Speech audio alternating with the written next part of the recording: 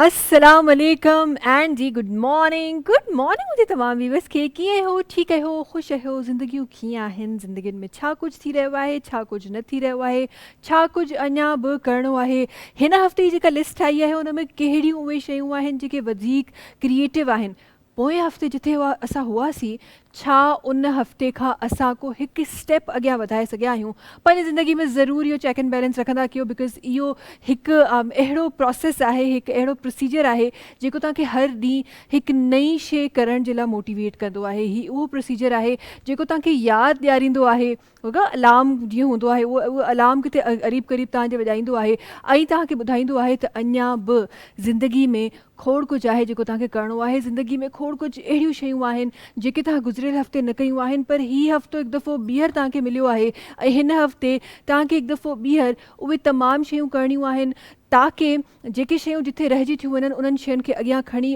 असां अञा बि जीअं टाइम अॻियां वधे थो ईअं असां बि अॻियां वधंदा वञूं असांजे जेके कम आहिनि उहे बि अॻियां वधंदा वञनि असांजी जेका क्रिएटिविटी आहे उहा बि अॻियां वधंदी वञे ऐं इन सां गॾोगॾु असां चाहींदे न चाहींदे असां हेल्थ वाइज़ बि अॻियां वधी रहिया हूंदा आहियूं असां मेंटली बि फिट थी रहिया हूंदा आहियूं प्रोग्राम में जीअं ॿियनि साथीनि जो साथ हूंदो आहे उहो असांजे स्पॉन्सर्स जो बि साथ हूंदो आहे हिन प्रोग्राम खे स्पॉन्सर कयो आहे डालडा कुकिंग ऑयल ऐं बनस्पति डालडा हिकु अहिड़ो ब्रांड आहे जेको गुज़िरियल 80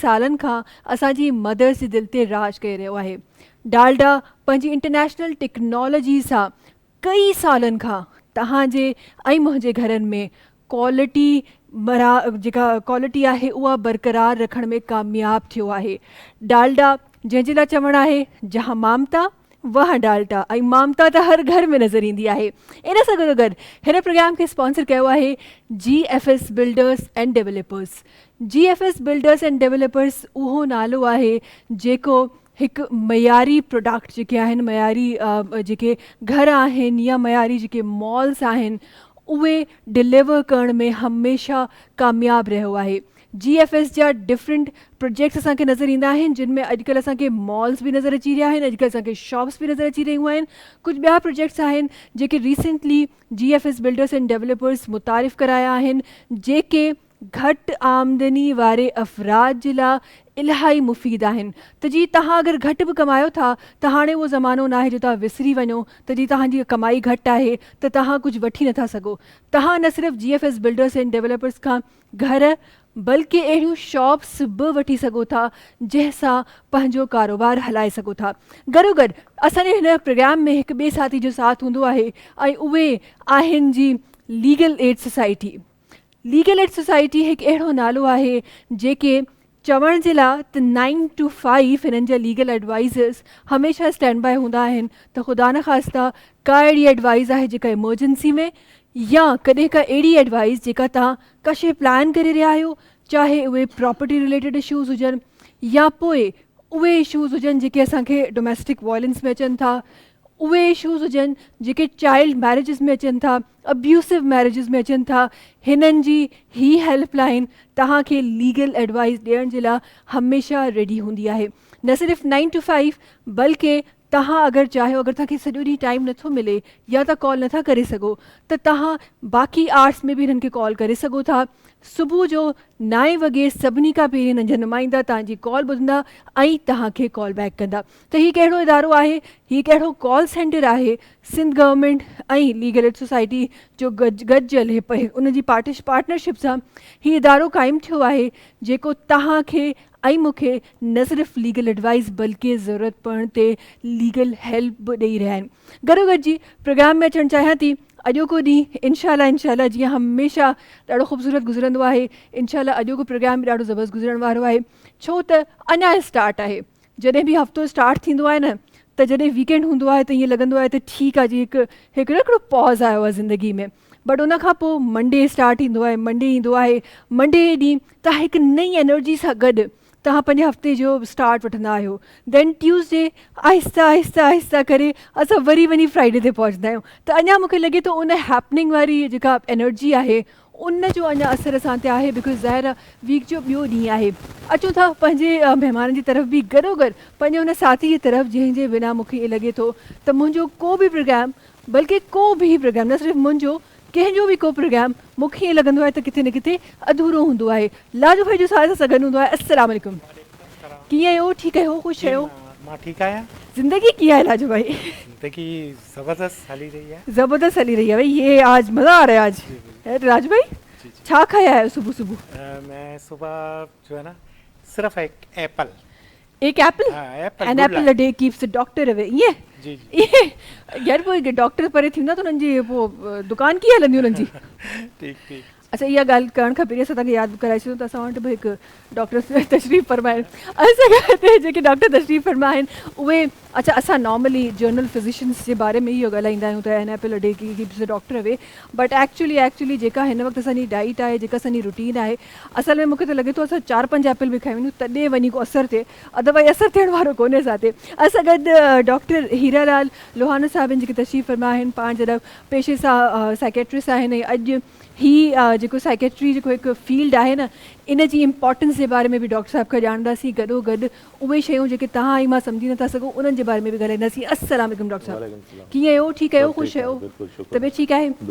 ज़िंदगी कीअं आहे डॉक्टर साहिब? ज़िंदगी ॾाढी ख़ूबसूरत आहे। ख़ूबसूरत आहे? किथे गुज़री रही आहे ज़िंदगी में? कंहिं ख़ूबसूरती खे त तव्हां न ॾिठो आहे जो ख़ूबसूरत थी आहे? जेकॾहिं तव्हांजी हर सोच में या तव्हांजे ॾिसण में ख़ूबसूरती आहे, तव्हांखे सभु शइ ख़ूबसूरत नज़र ईंदी।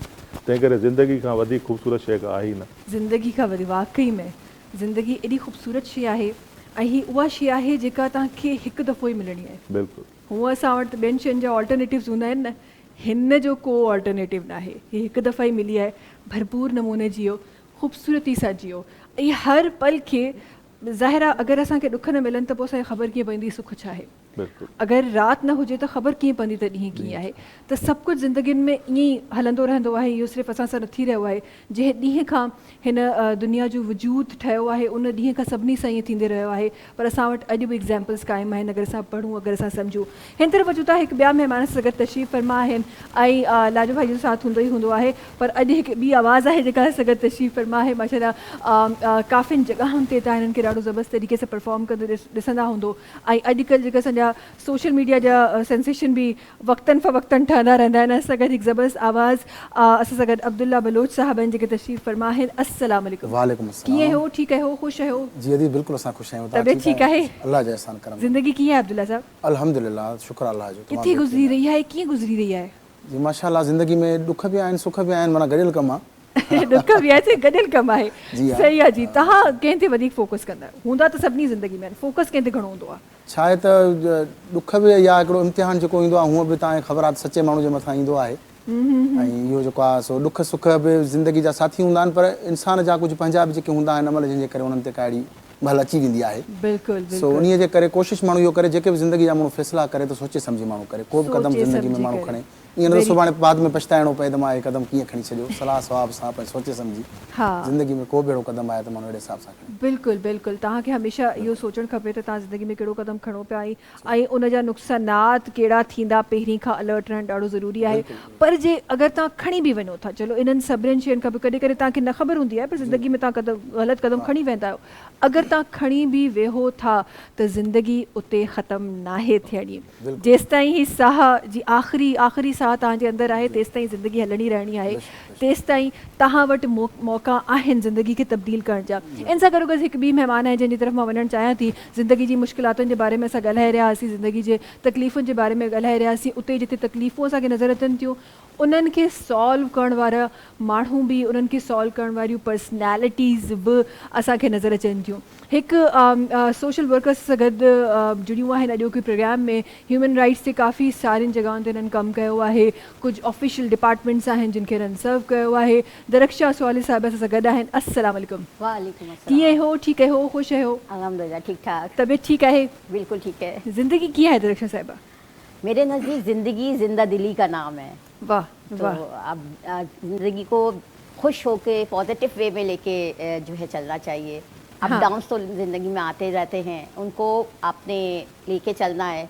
और कभी भी अपनी उम्मीदें नहीं छोड़नी है। बिल्कुल। वो कहते हैं ना, पेवस्ता रह शजर से उम्मीदें बाहर रख। वाह वाह वाह। तो उम्मीदें बाहर रखनी चाहिए हमेशा। उम्मीदें बाहर रखनी चाहिए, बिल्कुल बिल्कुल ऐसे ही है। अच्छा जी, गॾो गॾु सुबुह सुबुह जो असां तव्हां सां टेम्परेचर जे बारे में ॻाल्हाइण त विसरी वियासीं। टेम्परेचर अॼु बि गरम रहण वारो आहे, त तव्हां सभिनी खे ख़्यालु ज़रूरु करिणो आहे। अच्छा, कुझु नंढियूं नंढियूं शयूं हूंदियूं आहिनि जेके तव्हां पंहिंजी ज़िंदगी में अगरि चेंज कयो त काफ़ी सारियूं शयूं तब्दील थी वेंदियूं आहिनि। जीअं मौसम हूंदा आहिनि, मौसम जंहिं तरीक़े सां तब्दील थींदा आहिनि, उन्हनि तरीक़े सां अगरि असां पंहिंजी फूड इनटेक अगरि असां चेंज करे छॾियूं त काफ़ी हद ताईं असां उन मौसम खे चेंज नथा करे सघूं, पर हा पंहिंजे अंदरि जो मौसम अहिड़ो ज़रूरु था असां क्रिएट करे सघूं जेको उन मौसम सां विहण जे लाइ तयारु रहे। तो चाहे सर्दी हुजे या गर्मी हुजे या ॿियो को मौसम हुजे, उन्हनि में ज़रूरी आहे त तव्हां उन मौसम जे हिसाब सां शयूं तव्हांजी जेका इनटेक आहे उन मौसम जे हिसाब सां हुजे। कंहिं ॾींहुं असां ज़रूरु वेंदासीं, असल में अञा ताईं उहे जेके फ्रूट्स आहिनि या जेके वेजिटेबल्स आहिनि जेके गर्मी में असांखे मिलंदियूं आहिनि उन तरीक़े सां मिलियूं न आहिनि, पर इनशाला कंहिं ॾींहुं ज़रूरु उन्हनि फ्रूट्स जा फ़ाइदा, उन्हनि वेजिटेबल्स जा फ़ाइदा बि असां तव्हां ताईं पहुचाईंदासीं। डॉक्टर साहब, सभिनी खां पहिरीं तव्हांजी तरफ़ अचणु चाहींदमि, ऐं हीअ जेका तव्हांजी फील्ड आहे न, अॼु शायदि किथे किथे असांखे साइकेट्रिस्ट नज़र ईंदा आहिनि, शायदि किथे किथे असां साइकोलॉजी खे सम्झण सां शुरू कयो आहे, बट अॼु बि असांजे लाइ हीअ ॾाढी निगलेक्टेड फील्ड आहे। असां नॉर्मली माण्हुनि खे अगरि खिलंदे ॻाल्हाईंदे ॾिसंदा आहियूं, ख़बर न हूंदी आहे त हुनजे दिमाग़ में छा हली रहियो आहे, छा न हली रहियो आहे। ऐं किथे मूं पढ़ियो त जेके माण्हू वधीक तव्हांखे खिलंदड़ ॻाल्हाईंदड़ नज़र ईंदा आहिनि, बेसिकली मसइलो किथे न किथे उहो पंहिंजो उहो एक्चुअल मसइलो लिकाए रहिया हूंदा आहिनि। थोरो सो मूंखे ॿुधाइजो हीअ फील्ड एतिरी निगलेक्टेड छो आहे, ऐं अगरि असां ईअं ई तरीक़े सां असां हिनखे निगलेक्ट कंदा रहंदासीं त असां कहिड़ा नुक़सानात आहिनि जंहिंजो असांखे सामनो करिणो पवंदो। महिरबानी। सभिनी खां पहिरीं ॿुधायां त जेको जीअं तव्हां प्रोग्राम जे शुरूआति में चयो त ज़िंदगी छा आहे, कीअं पई हले, त मूं तव्हांखे चयो त ज़िंदगी ज़िंदा दिली जो नालो आहे या ख़ूबसूरत आहे। जीअं मैडम बि ॻाल्हि कई, ज़िंदगी जेकॾहिं ख़ूबसूरत आहे त उनजे लाइ सिहत तमामु ज़रूरी आहे। बेशक, ठीकु आहे न, चवंदा आहियूं न तंदुरुस्ती हज़ार नेमत आहे। जेकॾहिं उहा तंदुरुस्ती हज़ार नेमत आहे त उन में बि हिकिड़ी ज़हनी सिहत आहे, ॿी जिस्मानी सिहत आहे, ऐं टीं वारी समाजी सिहत बि आहे। त जेकॾहिं ज़हनी सिहत ठीकु आहे त जिस्मानी सिहत बि ठीकु आहे, जेकॾहिं जिस्मानी सिहत ठीकु आहे त तव्हांजी मुआशरती या जेको समाजी सिहत आहे उहा बि सही आहे। ज़हनी सिहत खे इग्नोर कोन कयो आहे, न को निगलेक्टेड आहे।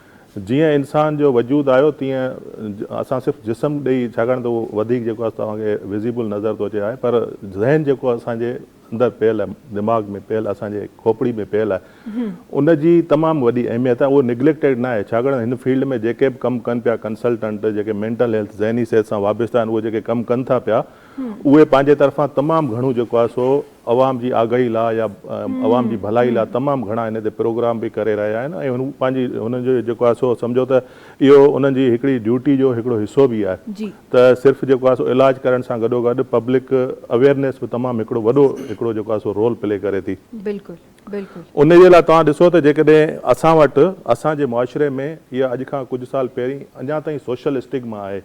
यानी कि जेकॾहिं तव्हां ॾिसो रोड ते जेकॾहिं एक्सीडेंट थी थो वञे त सभु को उनखे सलाह ॾींदो मरीज़ जे लाइ, जेतिरा माण्हू हूंदा, को चवंदो कुंभार वटि खणी वञो, को चवंदो हिनखे आर्थोपेडिक हॾियुनि वारे डॉक्टर वटि खणी वञो। पर जेकॾहिं कंहिंखे ज़हनी मसइलो आहे त उनखे केरु कॾहिं ईअं कोन थो चए त तव्हां हिनखे कंहिं साइकेट्रिस्ट वटि या कंहिं मेंटल हेल्थ एक्सपर्ट वटि वठी वञो। इहा सोशल स्टिग्मा आहे। ऐं तव्हांखे इहा ख़बर हुजणु खपे त असां वटि हींअर जेका सोशो इकोनॉमिक कंडीशन्स आहिनि, जीअं मिसाल जी ॻाल्हि आहे, हींअर जेको मुख़्तलिफ़ जेके बि डिज़ास्टर्स थियनि था, यानी कि इहे जंहिंमें तव्हां जेको फ्लड आयो या हीअ जेको करोना आयो या उन खां पोइ हींअर जेको पाण वटि जेका अपर सिंध में जेका सिचुएशन आहे, उन हिसाब सां जेको सोशो इकोनॉमिक कंडीशन इनमें ज़हनी सिहत तमामु घणी मुतासिर थिए थी।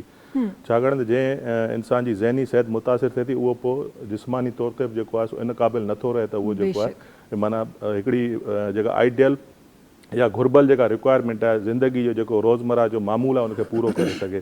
तंहिं करे जेको इन फील्ड खे निगलेक्टेड बिल्कुलु कोन कयो वियो आहे।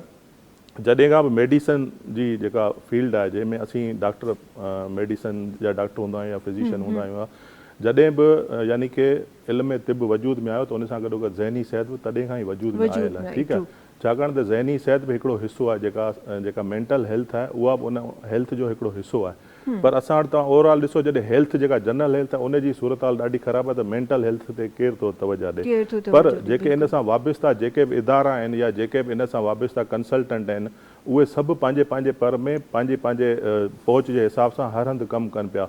पहिरीं त सिर्फ़ु यानी कि प्रिंट मीडिया हुई, इलेक्ट्रॉनिक मीडिया हुई, पर हाणे सोशल मीडिया जे अचण खां पोइ हाणे त तक़रीबन जेको आहे सो अॻे इहो अञा हूंदो त कॾहिं कंहिंखे को ज़हनी मसइलो हूंदो, जीअं मूं तव्हांखे ॿुधायो सोशल स्टिग्मा जे करे केरु कंहिंखे मशवरो न ॾींदो हो। जी पर हाणे जेकॾहिं तव्हां ॾिसो जेके अॼुकल्ह यानी कि टीनेजर ॿार आहिनि, हाणे उन्हनि जा एग्ज़ाम हलनि पिया, त उन्हनि खे एंग्ज़ाइटी इहो हिकिड़ो नॉर्मल यानी कि मसइलो आहे जेको थींदो आहे, चाहे उहो केतिरो बि जेको आहे सो ॿार होशियारु छो न, पर एंग्ज़ाइटी हिकिड़ो यानी कि थियणी आहे, यानी कि नॉर्मली बि थिए थी, पर उनजो इहो मक़सदु कोन्हे त उहो ॿारु बीमार, हा उनखे जेको आहे सो काउंसलिंग करे उनजी जी एंग्ज़ाइटी खे ठीकु करे सघिजे थो। इन तरह सां जेके बि नफ़्सियाती मसइला आहिनि, जंहिंमें आउं तव्हांखे ॿुधायां त दुनिया में 30 खां 35% जेके 30 खां 35 जेके सैकड़ो जेके बीमारियूं आहिनि, उनमें इहो एंग्ज़ाइटी, स्ट्रेस ऐं डिप्रेशन, इहे 30 खां 35% पूरी दुनिया में 7.7 अरब जी जेका पॉपुलेशन आहे उनमें जेको आहे सो एतिरा माण्हू मुतासिर आहिनि। पोइ जेके बहितर सम्झंदा त असांखे इलाजु कराइणु खपे, उहो ॾिठो वेंदो आहे बीमारी जी जेका असां नोयत छा आहे, उनजी शिदत केतिरी आहे। त अॼुकल्ह त तक़रीबन पहिरीं इहा फील्ड आम, पर अॼुकल्ह पहिरीं हिन फील्ड में सिर्फ़ु मेल डॉक्टर्स हूंदा, पर हाणे तव्हां ॾिसो फीमेल डॉक्टर्स तमामु घणियूं जेके आहिनि से, ऐं जेको साइकेट्रिस्ट सां गॾु वरी उन जेके एसोसिएट टीम मेंबर हूंदा आहिनि उहे साइकोलॉजिस्ट हूंदा आहिनि, उन मेल बि आहिनि फीमेल्स बि आहिनि, छाकाणि जेको साइकेट्रिस्ट दवा सां इलाजु करे थो उहो वरी उनखे जेकॾहिं उन पेशेंट खे या उन मरीज़ खे या मरीज़ा खे जेकॾहिं उनखे काउंसलिंग जी या उनखे थेरापी जी ज़रूरत आहे त उन लाइ साइकोलॉजिस्ट वटि वञणु ज़रूरी हूंदो आहे। उहो डिपेंड करे थो यानी कि उनजी बीमारी जी शिदत केतिरी आहे, उनखे जेको आहे सो जीअं एंग्ज़ाइटी आहे, एंग्ज़ाइटी जो इलाज ई सिर्फ़ु साइकोथेरापी आहे, यानी कि उहो तव्हां दवा खां वधीक काउंसलिंग जे ज़रिए तव्हां उनखे ठीकु करे सघो था। इन ते बि डॉक्टर साहब मां ज़रूरु ईंदमि, थोरो सो मां ॻाल्हाइण जी कोशिशि कंदमि त असां वटि बेसिकली उहा जेका काउंसलिंग वारी हिकु फील्ड आहे उन ते असां वटि केतिरो सीरियसली असांजो आम माण्हू सोचे थो ऐं केतिरो सीरियसली उन ते वञे थो, पर उन खां पहिरीं छो त हे एंज़ाइटी ऐं डिप्रेशन इन सभिनी शयुनि जी डॉक्टर साहब तव्हां ॻाल्हि रखी छॾी आहे, त थोरो सो मां इन फर्म खे, इन शइ खे, इन उन फील्ड खे मां थोरो सो सोशल सर्विसिस में मां मिलाइण थी चाहियां, ऐं थोरो so as an social activist ज़ाहिर तव्हां खोड़ सारनि माण्हुनि खे ॾिठो हूंदो ऐं खोड़ सारनि माण्हुनि जा मसइला बि हल कया हूंदा, उन्हनि मसइलनि जे करे बि माण्हू इन्हनि तमामु शयुनि जा शिकार थींदा आहिनि। सभिनी खां पहिरीं त मां दरक्षा साहिबा तव्हांखां इहो ज़रूरु पुछणु चाहींदमि त कहिड़ा उहे मसइला तव्हां हिन वक़्तु ॾिसी रहिया आहियो मुआशिरे में, जेके तव्हां हिन वक़्तु एज़ एन सोशल एक्टिविस्ट या as an human rights activist तव्हां हिन वक़्तु माण्हुनि जे घरनि में, माण्हुनि जे मोहल्लनि में, माण्हुनि जी जॻहियुनि में, माण्हुनि जी ज़िंदगियुनि में तव्हांखे नज़र अची रहिया आहिनि, कहिड़ा उहे मसइला आहिनि? जो आजकल हम देख रहे होते हैं ना, social as a social activist या ह्यूमन राइट एक्टिविस्ट, तो जो हम जो आज इन्फ्लेशन जो बढ़ रही है, महंगाई जो बढ़ रही है, अनएम्प्लॉयमेंट बहुत ज़्यादा है, गुर्बत बढ़ती चली जा रही है, तो उसकी वजह से जो जैसे कि डॉक्टर साहब ने भी बताया कि साइकोलॉजिकल प्रॉब्लम्स भी हो रहे हैं। अब ये चीज़ें ना हम बहुत ज़्यादा फेस करते हैं। अब इन अनएम्प्लॉयमेंट की वजह से, गुर्बत की वजह से जो है डोमेस्टिक वायलेंस बढ़ते हैं। अब ये जो डोमेस्टिक वायलेंस बढ़ते हैं तो वो इनकी जो है रिपोर्ट भी होती है, कुछ लोग नहीं भी करते हैं। अब उसमें ज़्यादातर मुतासिर होती हैं ख़वातीन, जी मर्द हजरात भी मुतासिर होते हैं, क्योंकि ज़ाहिर है जब उनके पास जॉब नहीं है और घर में वो जा रहे हैं और इस तरह के स्टिग्मास आते हैं तो मेंटल हेल्थ बहुत ज़्यादा डिस्टर्ब होती है। अच्छा, हमारे यहाँ पे एक टैबो है और उस टैबो को तोड़ने की भी ज़रूरत है कि अगर किसी के साथ कोई मेंटल इशू है या साइकोलॉजिकल इशू है, वो इसको मानता नहीं है। और अगर हम उसको कहेंगे भी ना कि आप थोड़ी सी काउंसलिंग ले लें या कर लें, तो वो ये कहते हैं कि अगर हम जाएंगे किसी साइकेट्रिस्ट के पास तो लोग हमें कहेंगे हम पागल हैं। हमने तो साइकेट्रिस्ट के पास तभी जाना जब हम पागल हो जाएंगे। काउंसलिंग होती है लाइक कोई इसके अगर हम एक दूसरे से अपनी बातें शेयर कर लें, कोई प्रॉब्लम शेयर कर लें, तो हो सकता है किसी के पास इसका सोल्यूशन निकल आए। बिल्कुल, बहुत सारे इदारे हैं, जैसे कि आपने अभी लीगल एड सोसाइटी का भी अपने स्टार्टिंग में जो है इंट्रोडक्शन कराया कि वो सपोर्ट दे रही है। उसके अलावा गवर्नमेंट के भी इदारे हैं, विमेन डेवलपमेंट डिपार्टमेंट की अपनी हेल्पलाइन मौजूद है 1094, मुख्तलिफ जो और भी ह्यूमन राइट मिनिस्ट्री के जो है हेल्पलाइंस मौजूद हैं जो इस तरह की हेल्प आउट करती हैं। जो हमारा काम रहा है तो हम ये चाहते हैं कि एक ऐसा प्लेटफॉर्म हो, एक ऐसा वन विंडो ऑपरेशन हो जिसमें लोगों को ईजी एक्सेस हो। अगर मैं पीछे की तरफ जाऊँ, जब इस तरह के मसाइल आए ड्यूरिंग कोविड और इस तरह, तो ऑनलाइन जो है कंसल्टेंसीज दी, बहुत सारे डॉक्टर्स ने जो है अपना फ्री टाइम दिया, फ्री सर्विसेज दी लोगों को इस टैबों से, इस मेंटल स्ट्रेस से बाहर निकलने के लिए मशवरे दिए। बड़ा अच्छा ये था, ये स्टेप शुरू हुआ था, वैसे भी इसको जारी रहना चाहिए और अभी भी बहुत सारे लोग कर रहे हैं। अब मेरी तो गुजारिश डॉक्टर हीरालाल से ये होगी कि आप अपने साथ बहुत सारे और लोगों को भी जोड़ें, ना सिर्फ साइकेट्रिस्ट को, हम जैसे सोशल एक्टिविस्ट और दूसरे लोगों को भी जो निशानदही भी करें और एक ऐसा नेटवर्क कायम हो जो हम लोगों को मोटिवेट करें, उनको बताएं कि ये बीमारी नहीं है, इससे आप जो है आपको कोई जो है ये नहीं एज्यूम कर रहा कि आप पागल हैं, ये आपकी जहनी सेहत के लिए बहुत अच्छा स्टेप है कि आप जाएंगे। जब आपकी जहनी सेहत सही होगी तो जिस्मानी सेहत भी सही होगी, जैसा डॉक्टर साहब ने भी कहा।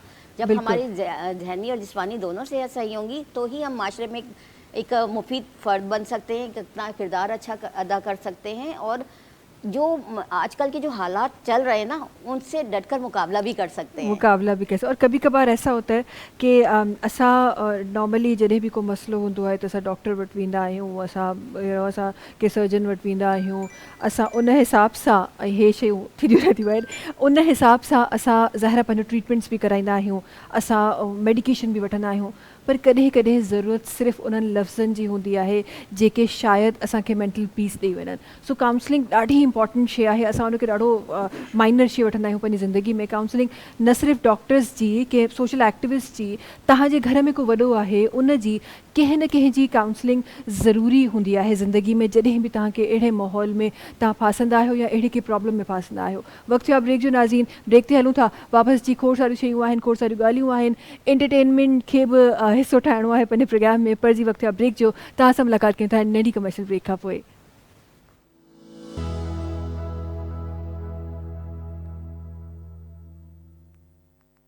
जी हिकु दफ़ो ॿीहर भलीकार असांजे तमामु नाज़रीन खे जेके जेके असांखे जिथे जिथे ॾिसी रहिया आहिनि, उन्हनि तमामु नाज़रीन खे जिन जिन असांखे हाणे जॉइन कयो आहे, उन्हनि खे गुड मॉर्निंग जी। सुबुह थी वई आहे, उथी वञो। अक्सर असां वटि इहो थींदो आहे त सुबुह जो को कमकार न हूंदो आहे त असां आराम सां उथंदा आहियूं, पर हाणे ज़िंदगी एॾी ईज़ी थी वई आहे त असां चाहियूं त असांजी सुबुह जो अखि नथी खुले तॾहिं बि असां वटि को न को फ़ोन हथ में हूंदो आहे, या को स्मार्ट टैब हथ में हूंदो आहे, स्मार्ट टीवी जो रिमोट हथ में हूंदो आहे। असां आराम जी सूरत में बि टीवी ॾिसी रहिया हूंदा आहियूं, आराम जी सूरत में बि असां फ़ोन ॾिसी रहिया हूंदा आहियूं। ऐं जॾहिं अहिड़ियूं लाइव ट्रांसमिशंस थींदियूं आहिनि, जीअं असांजो शो हिन वक़्तु लाइव हली रहियो आहे डिफरेंट साइट्स ते, त असां आराम सां ॾिसी सघूं था। सो जी उन्हनि माण्हुनि खे जेके ॾाढा लेज़ी आहिनि, हिन वक़्तु बि पंहिंजे बेड ते आराम करे रहिया आहिनि, ईअं असांजो प्रोग्राम ॾिसी रहिया आहिनि, उन्हनि खे हिकु special good morning Mahvish Qureshi ji तरफ़ां। अचूं था जी, पंहिंजे प्रोग्राम में हमेशह एंटरटेनमेंट जो हिसो मां ज़रूरु रखंदी आहियां, हिकु कॉर्नर ज़रूरु रखंदी आहियां, ऐं उन एंटरटेनमेंट जे हिसे खे या सांचे खे फिल करण जे लाइ असां सां गॾु अब्दुल्ला बलोच साहब आहिनि, गॾोगॾु साथ लाजू भाई जो भी हूंदो। कुछ ज़बरदस्त तो शामिल कयूं, छा ख्याल आहे? इंशाल्लाह तमाम बेहतरीन खूबसूरत शायरी आहे साईं नाज़िम मंगी साहब जी, असांजो मेहर शहर जो आहे, तमाम लेजेंड शायर आहे, उन जा खूबसूरत बोल आहिनि तव्हांजे पेश में। ठीक आहे जी, उम्मीद आहे त पसंदि ईंदो तव्हांखे इंशाल्लाह। तूं खुश रंग महलन में मुंहिंजी गुरबत जो एहसास त कर, तड़पाई दे हथ छाई दुई बेतरस पिरी कुछ क्या सुत कर, ओ जे गलतियां हिन बरकत जी त हुसैन जे सदके माफ़ त कर।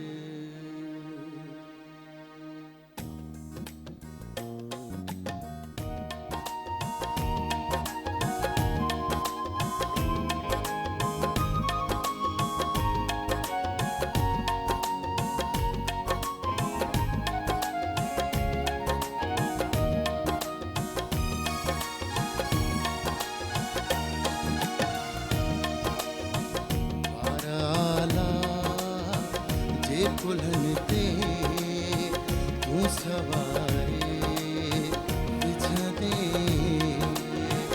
बाराला, जे कुल्हन ते तूं सवारे बिछदे, कई महमी खुदा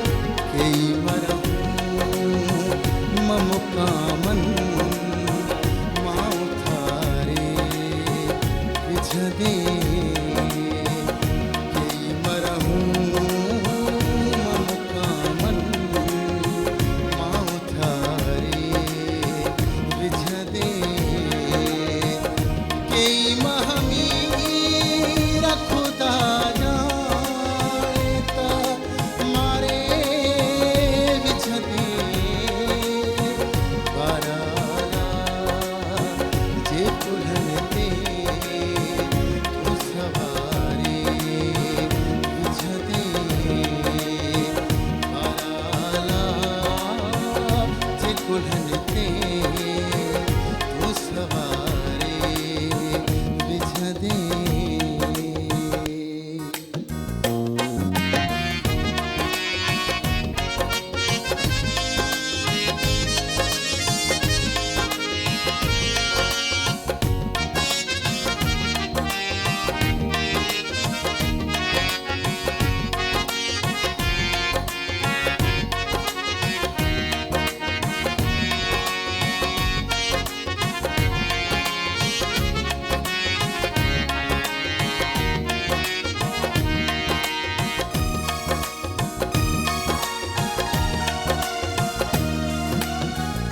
हिते पेरनि खे चुमण ॾे त हुते कनि दुखणा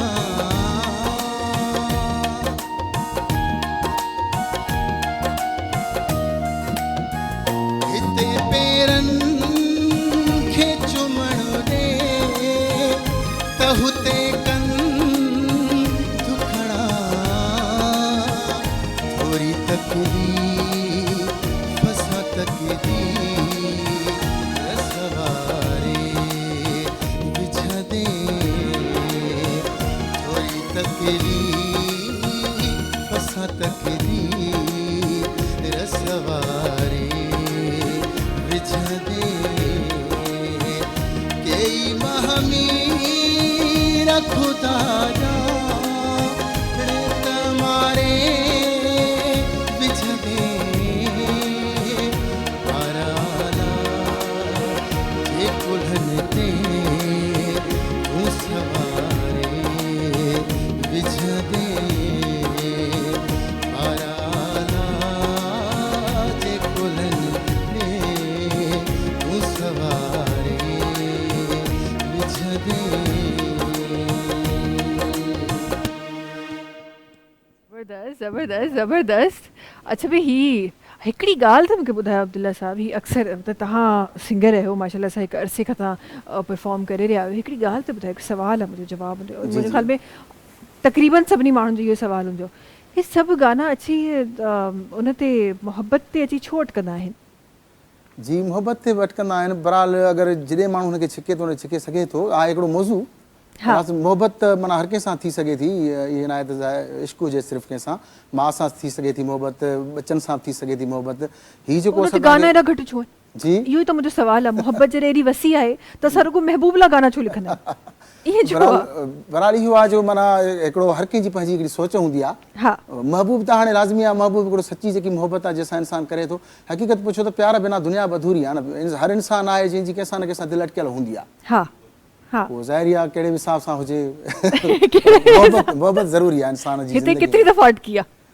जी दिलि त बसि अटकी कंहिं ज़माने में, हिकिड़े दफ़ा अटकी बसि, हिकिड़ी दफ़ा अटकी। उन खां पोइ असां कांटो ई तोड़े छॾियो हा, हो। बसि कांटो ई टोड़े छॾियो। हा न, छो त हो त मूंखे अॼु सम्झ में अचे पियो जेको दिलि टुटल वारो ऐं जेको न तीर वारो, जेको टुटल तीर वारो साइन आहे उहो छो आयो न?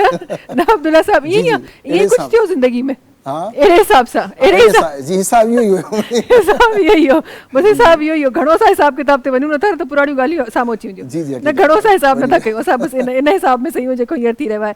डॉक्टर साहब, हीअ जेका हिकु ही मोहबत जी ॻाल्हि करण जो मक़सदु कुझु इहो हो, हूअं त हूअं बि असां ॻाल्हियूं करे वेंदा आहियूं मोहबत जूं, पर मक़सदु कुझु इहो हो, मां उन मोहबत खे ऐं तव्हांजी फील्ड खे मां जॉइन करणु चाहियां थी, ॿिन्ही खे मां कनेक्ट करणु चाहियां थी।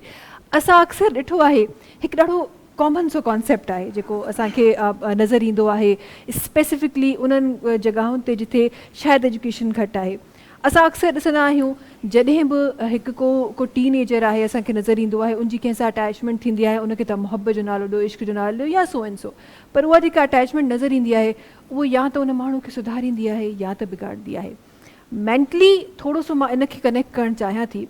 न सिर्फ़ु हिते स्टोरी सिर्फ़ु हिते ख़तमु कोन थींदी आहे, बल्कि अगरि असां ख़ुदा न ख़ास्ता को अहिड़ो पेशेंट आहे जेको मेंटली सही न आहे, उनखे हिकु साइकेट्रिस्ट जी ज़रूरत आहे, पर असांजो हल छा हूंदो आहे त जंहिंजी शादी कराए छॾियो, हे सही थी वेंदो, हे शादी खां पोइ ज़िम्मेदारियूं अची वेंदो, सही थी वेंदो।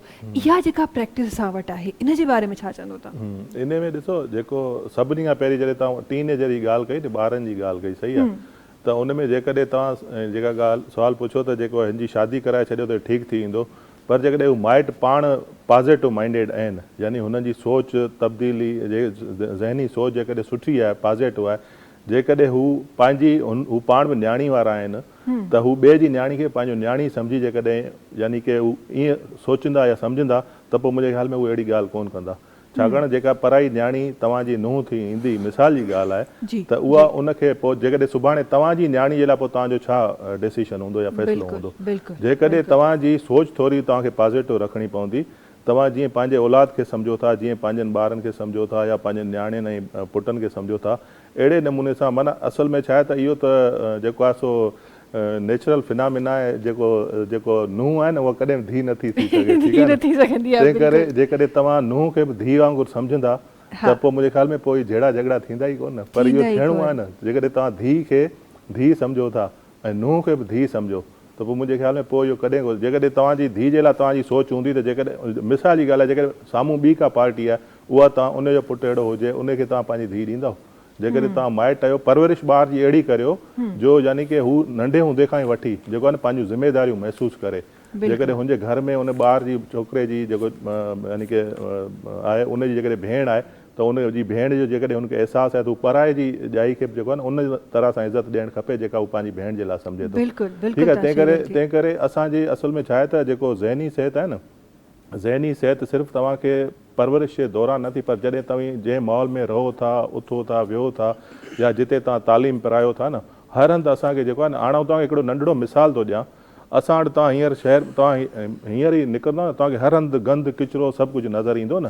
ठीकु आहे न। इन सां छा नंढियूं नंढियूं शयूं जेके आहिनि न, इहे वॾा वॾा जेके आहिनि से मसइला पैदा कनि थियूं। तव्हां जेकॾहिं ॿार खे स्कूल में या घर में इहा तरबियत ॾियो त जेकॾहिं तव्हीं जेको आहे सो हिकिड़ी ज़िमेदारी आहे, हिकिड़ो अहसासु ज़िमेदारी आहे त जेका तव्हां का बि शइ खाई पी ऐं उनजो रेपर या उनजो कागर या उहो जेको उनजो गतो या जेको बि उनजो पैकेट आहे उहो तव्हां ॿाहिरि ईअं उछलियो न।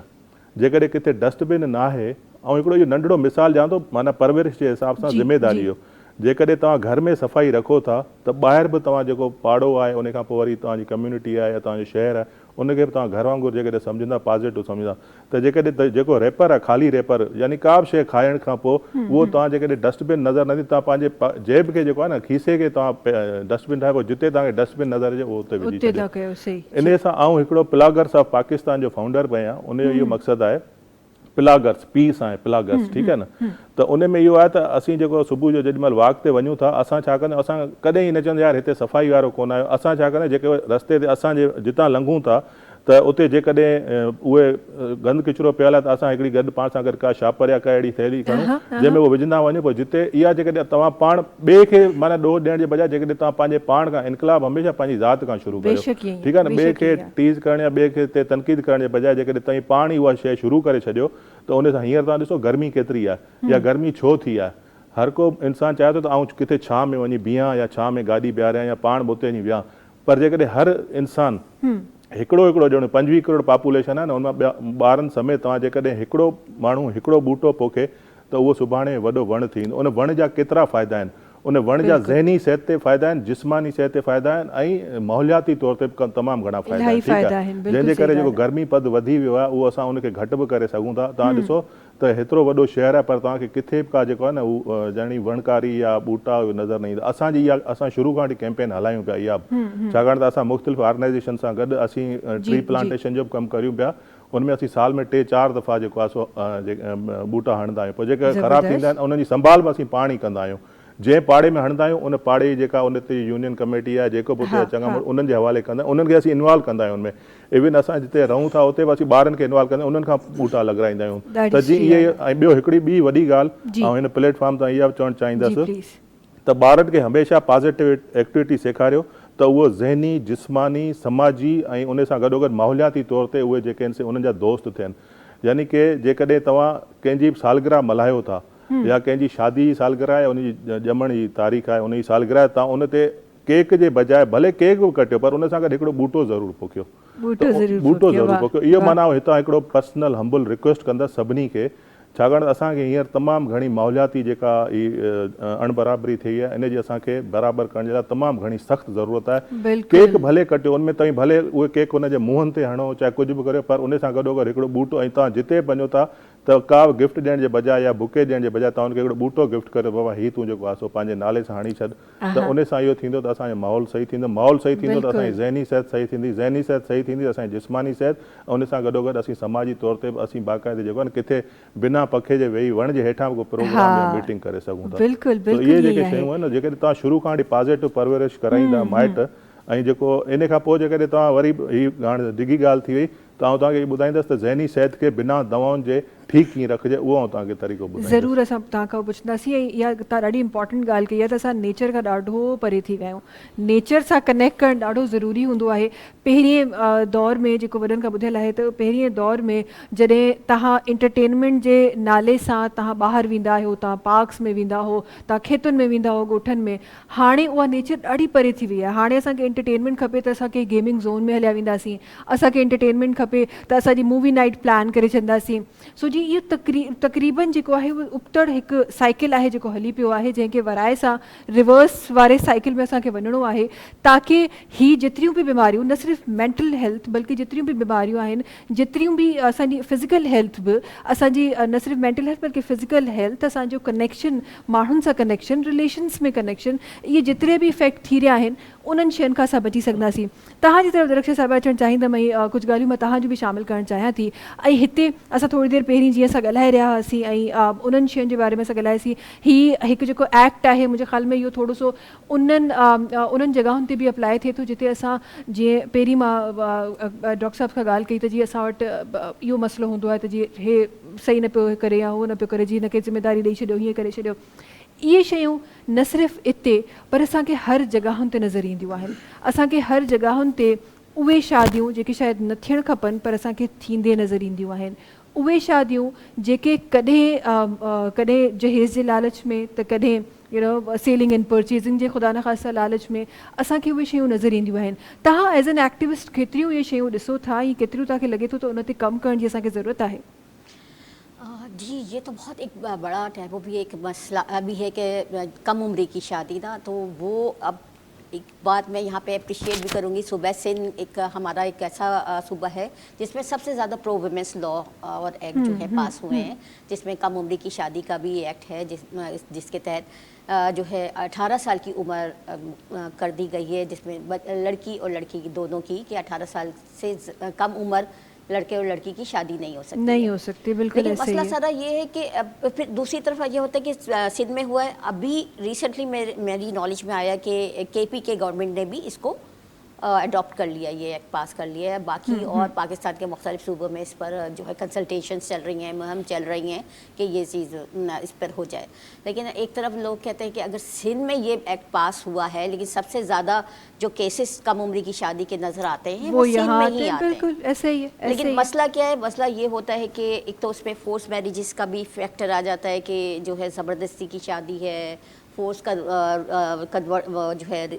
है मजहब को फोर्स कन्वर्जन भी होता है, उसको करवा के बच्ची की शादी कर दी जाती है, और वो यहाँ पे नहीं होता, उसको ले जाते हैं दूसरे सूबे में, ज़्यादातर पंजाब ले जाके वहाँ पे करवा देते हैं ना, तो ज़ाहिर है वहाँ पे 16 है तो वो उसको करवा देते हैं। और फिर एक जो है मेडिकल जो सर्टिफिकेट्स बनवाते हैं, तो वो आपको पता है कि अक्सर लोग गलत भी बनवा देते हैं, डेट ऑफ बर्थ गलत लिखवा देते हैं, शनाख्ती कार्ड गलत बनवा के उस तरह कर देते हैं। अब यहाँ पे हम ये तो मुझे बताएं ज़रा, सॉरी आपकी मैं बात काटती हूँ, ये गलत बंद कैसे जाते हैं? मुझे पहले ये बताएं। मतलब हम ये बात कर रहे हैं कि एक डिपार्टमेंट जो पाकिस्तान की आपको पाकिस्तानी होने की शनाख्त दे रहा है, वो आपको गलत कार्ड बना के दे रहा है, फॉर एग्जांपल गलत बर्थ सर्टिफिकेट बना के दे रहा है, ये बंद कैसे जाते हैं मुझे ये बताएं।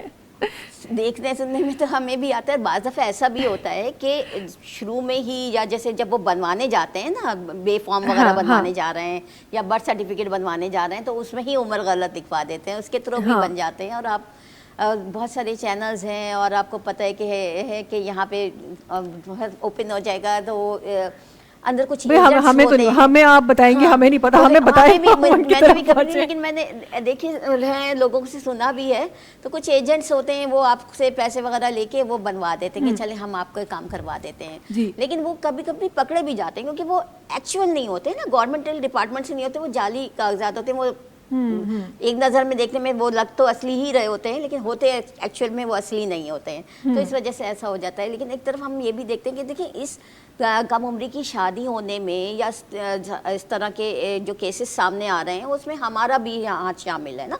अगर मैं किसी एक ऐसी शादी में जाती हूँ जहाँ मैं देखती हूँ कि बच्ची की उम्र 18 साल नहीं है, तो मुझे उसी वक्त वहाँ स्टॉप करवाना है ना। बिल्कुल एक्शन लेना चाहिए। बिल्कुल आपके पास हेल्पलाइन मौजूद है। आप सबसे पहली जो हेल्पलाइन है 15 की है, आप 15 पे कॉल करें, फ़ौरन आपको हेल्प आती है, वो पुलिस वाले पहुँच जाते हैं। बिल्कुल। दूसरी बात ये कि हमारे पास एक मसला ये कि हमारे शनाख्ती कार्ड की कॉपीज नहीं लगती है ना, तो वो निकाह नामे पे वो ऑप्शन भी नहीं है, वो बाद में ली जाती हैं, वो एक अलग बात है।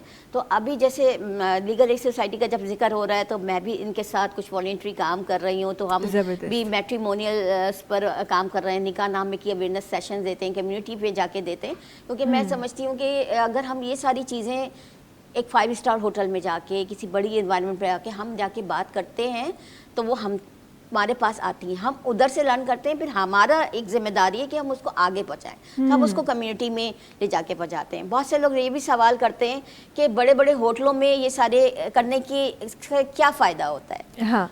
तो मेरा जवाब ये होता है उनको कि देखें, पहले तो हम ट्रेंड होंगे ना, हमें भी ये चीज़ें मालूम होंगी तो ये बार मारा है। अब मैं यहाँ आप एक मीडिया चैनल पे बैठी हुई हूँ, मैंने आपसे बात की, आपके चैनल के तवज्जुह से जितने लोग भी ये नाज़रीन देख रहे हैं इस चैनल पे मेरी बात सुन रहे हैं, उन तक मेरी बात पहुँची। बिल्कुल। और वो इसको अडॉप्ट करेंगे और आगे लेके पहुँचाएंगे और आगे जाएंगे। आपने सुनी, आप आगे लोगों को बताएंगे ये ऐसा है, ये वाला कानून बना हुआ है, ये हेल्पलाइन नंबर है, इस पर जाकर आपने कानूनी मदद ले सकते हैं। सही। आप ये रिपोर्ट कर सकते हैं। वो कहते हैं ना कि रिपोर्ट वायलेंस रिड्यूस वायलेंस। हमारे यहाँ सबसे बड़ा अलमिया ये कि हम लोग रिपोर्ट ही नहीं करते। डर है, खौफ है, अगर हमने कर दिया, रिपोर्ट कर दी तो पुलिस वाले चक्कर लगाते रहेंगे, महल्ले में बदनामी होगी, खानदान में बदनामी होगी। इन सब चक्करों से बचने के लिए, या लोग क्या कहेंगे, अगर हम अपने दिमाग से ये निकाल दें ना लोग क्या कहेंगे, हाँ। हमें अपना आप देखना है ना, अपने आप को सही करना है, तो हमें रिपोर्ट करना है। हाँ, यहाँ तो अब हमारी जिम्मेदारी है कि हम इसको आगे पहुंचाएं ना, तो ये रोकथाम भी हम ही करेंगे, हमारा ही सोल्यूशन है। मैंने जाके उसको रोकना है, मैंने आके जाके कहना है कि नहीं आप गलत काम कर रहे हैं। जब मैं ही नहीं गाऊंगी तो कैसे ये रोकेगी शादी, किस तरह से होगा। बहुत केस हुआ था, उसमें बुआ जहरा का केस तो बहुत ज़्यादा हाईलाइट हुआ और वो बच्ची वापस भी आई। क्या था, उसके वालिद ने ये नहीं देखा कि लोग क्या कहेंगे, उसको अपनी बच्ची का फिक्र थी, उस लास्ट मोमेंट तक उसने फाइट किया और वो बच्ची साथ का देख के वापस आई ना। तो बिल्कुल बात ये कि साबित कदम रहना है और आखिर वक्त तक फाइट करते रहना है, करते रहना है। बिल्कुल। वैसे भी कहते हैं ना कि अगर आप मुल्जिम में नहीं आते तो फिर ऑटोमेटिकली आप मुजरिम में आ जाते हैं। तो या तो आप वो काम करें जो मुल्जिम आपके पास एक एक्ट बना हुआ है। बाद लोग सिंपली ये कह देते हैं कि लॉज तो बने हुए, इम्प्लीमेंटेशन नहीं हो रही है। इम्प्लीमेंटेशन तो जब होगी ना जब हम उस कानून पर अमल करेंगे, हम उसको जाके रिपोर्ट करेंगे। हम ही नहीं कर रहे हैं तो इम्प्लीमेंटेशन कैसे होगी? इम्प्लीमेंट करने वाले भी तो हम ही है ना, हमें ही करवानी है। जल्दी से ब्रेक जी तरफ वनू था नाज़रीन। ब्रेक जो टाइम थियो आहे तव्हां सां मुलाक़ात की तो नंढी कमर्शियल ब्रेक खां पोइ।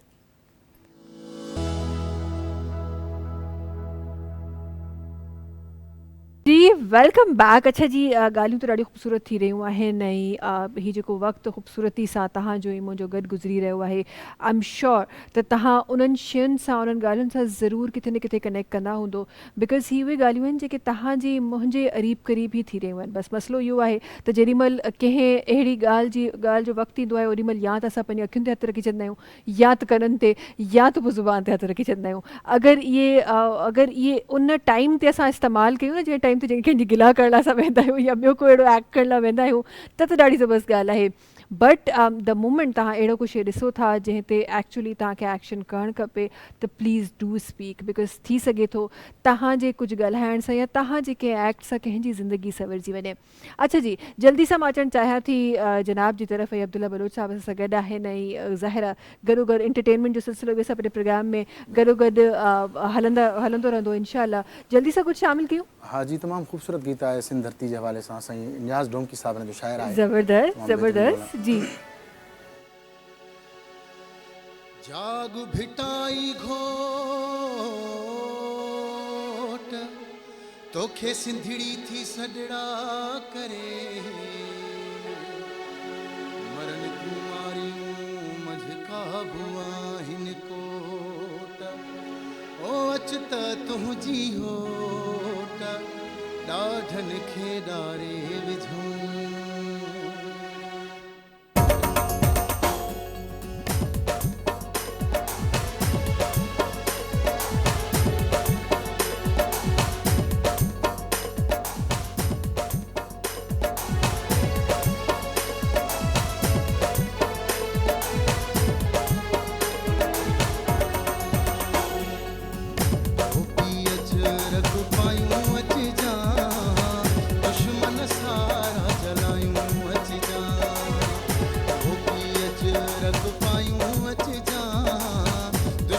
सारा जलायूं अच जा ओ वहवा थी वञे पजी नाहे परवाह कंहिंजी वहवा थी वञे पजी नाहे परवाह कंहिंजी सिंध जो नारो लॻायूं अच जा अच रख पायूं अच जा दुश्मन सारा जलायूं अच जा ओ वहवा थी वञे पजी नाहे परवाह कंहिंजी वहवा थी नाहे परवाह कंहिंजी दुश्मन सारा जलायूं अच जा अच रख पायूं अच जा सिंध जो नारो लॻायूं अच जा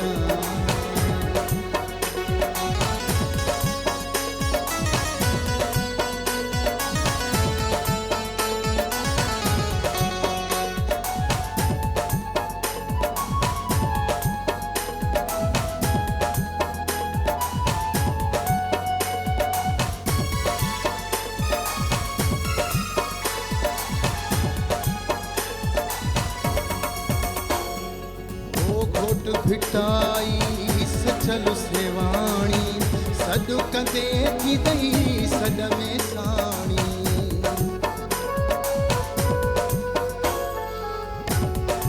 ओ घोट भिटाई सचल सेवाणी सॾु कंदे थी दई सॾ में साणी दोता दिलेर माण्हू सिंध जा शेर माण्हू विख पंहिंजी अखे वधायूं अच जा रख पायूं अच जा दुश्मन सारा जलायूं अच जा वहवा थी वञे पजी नाहे परवाह कंहिंजी सिंध जो नारो लॻायूं अच जा टोपी अच रख पायूं अच जा दुश्मन सारा जलायूं अच जा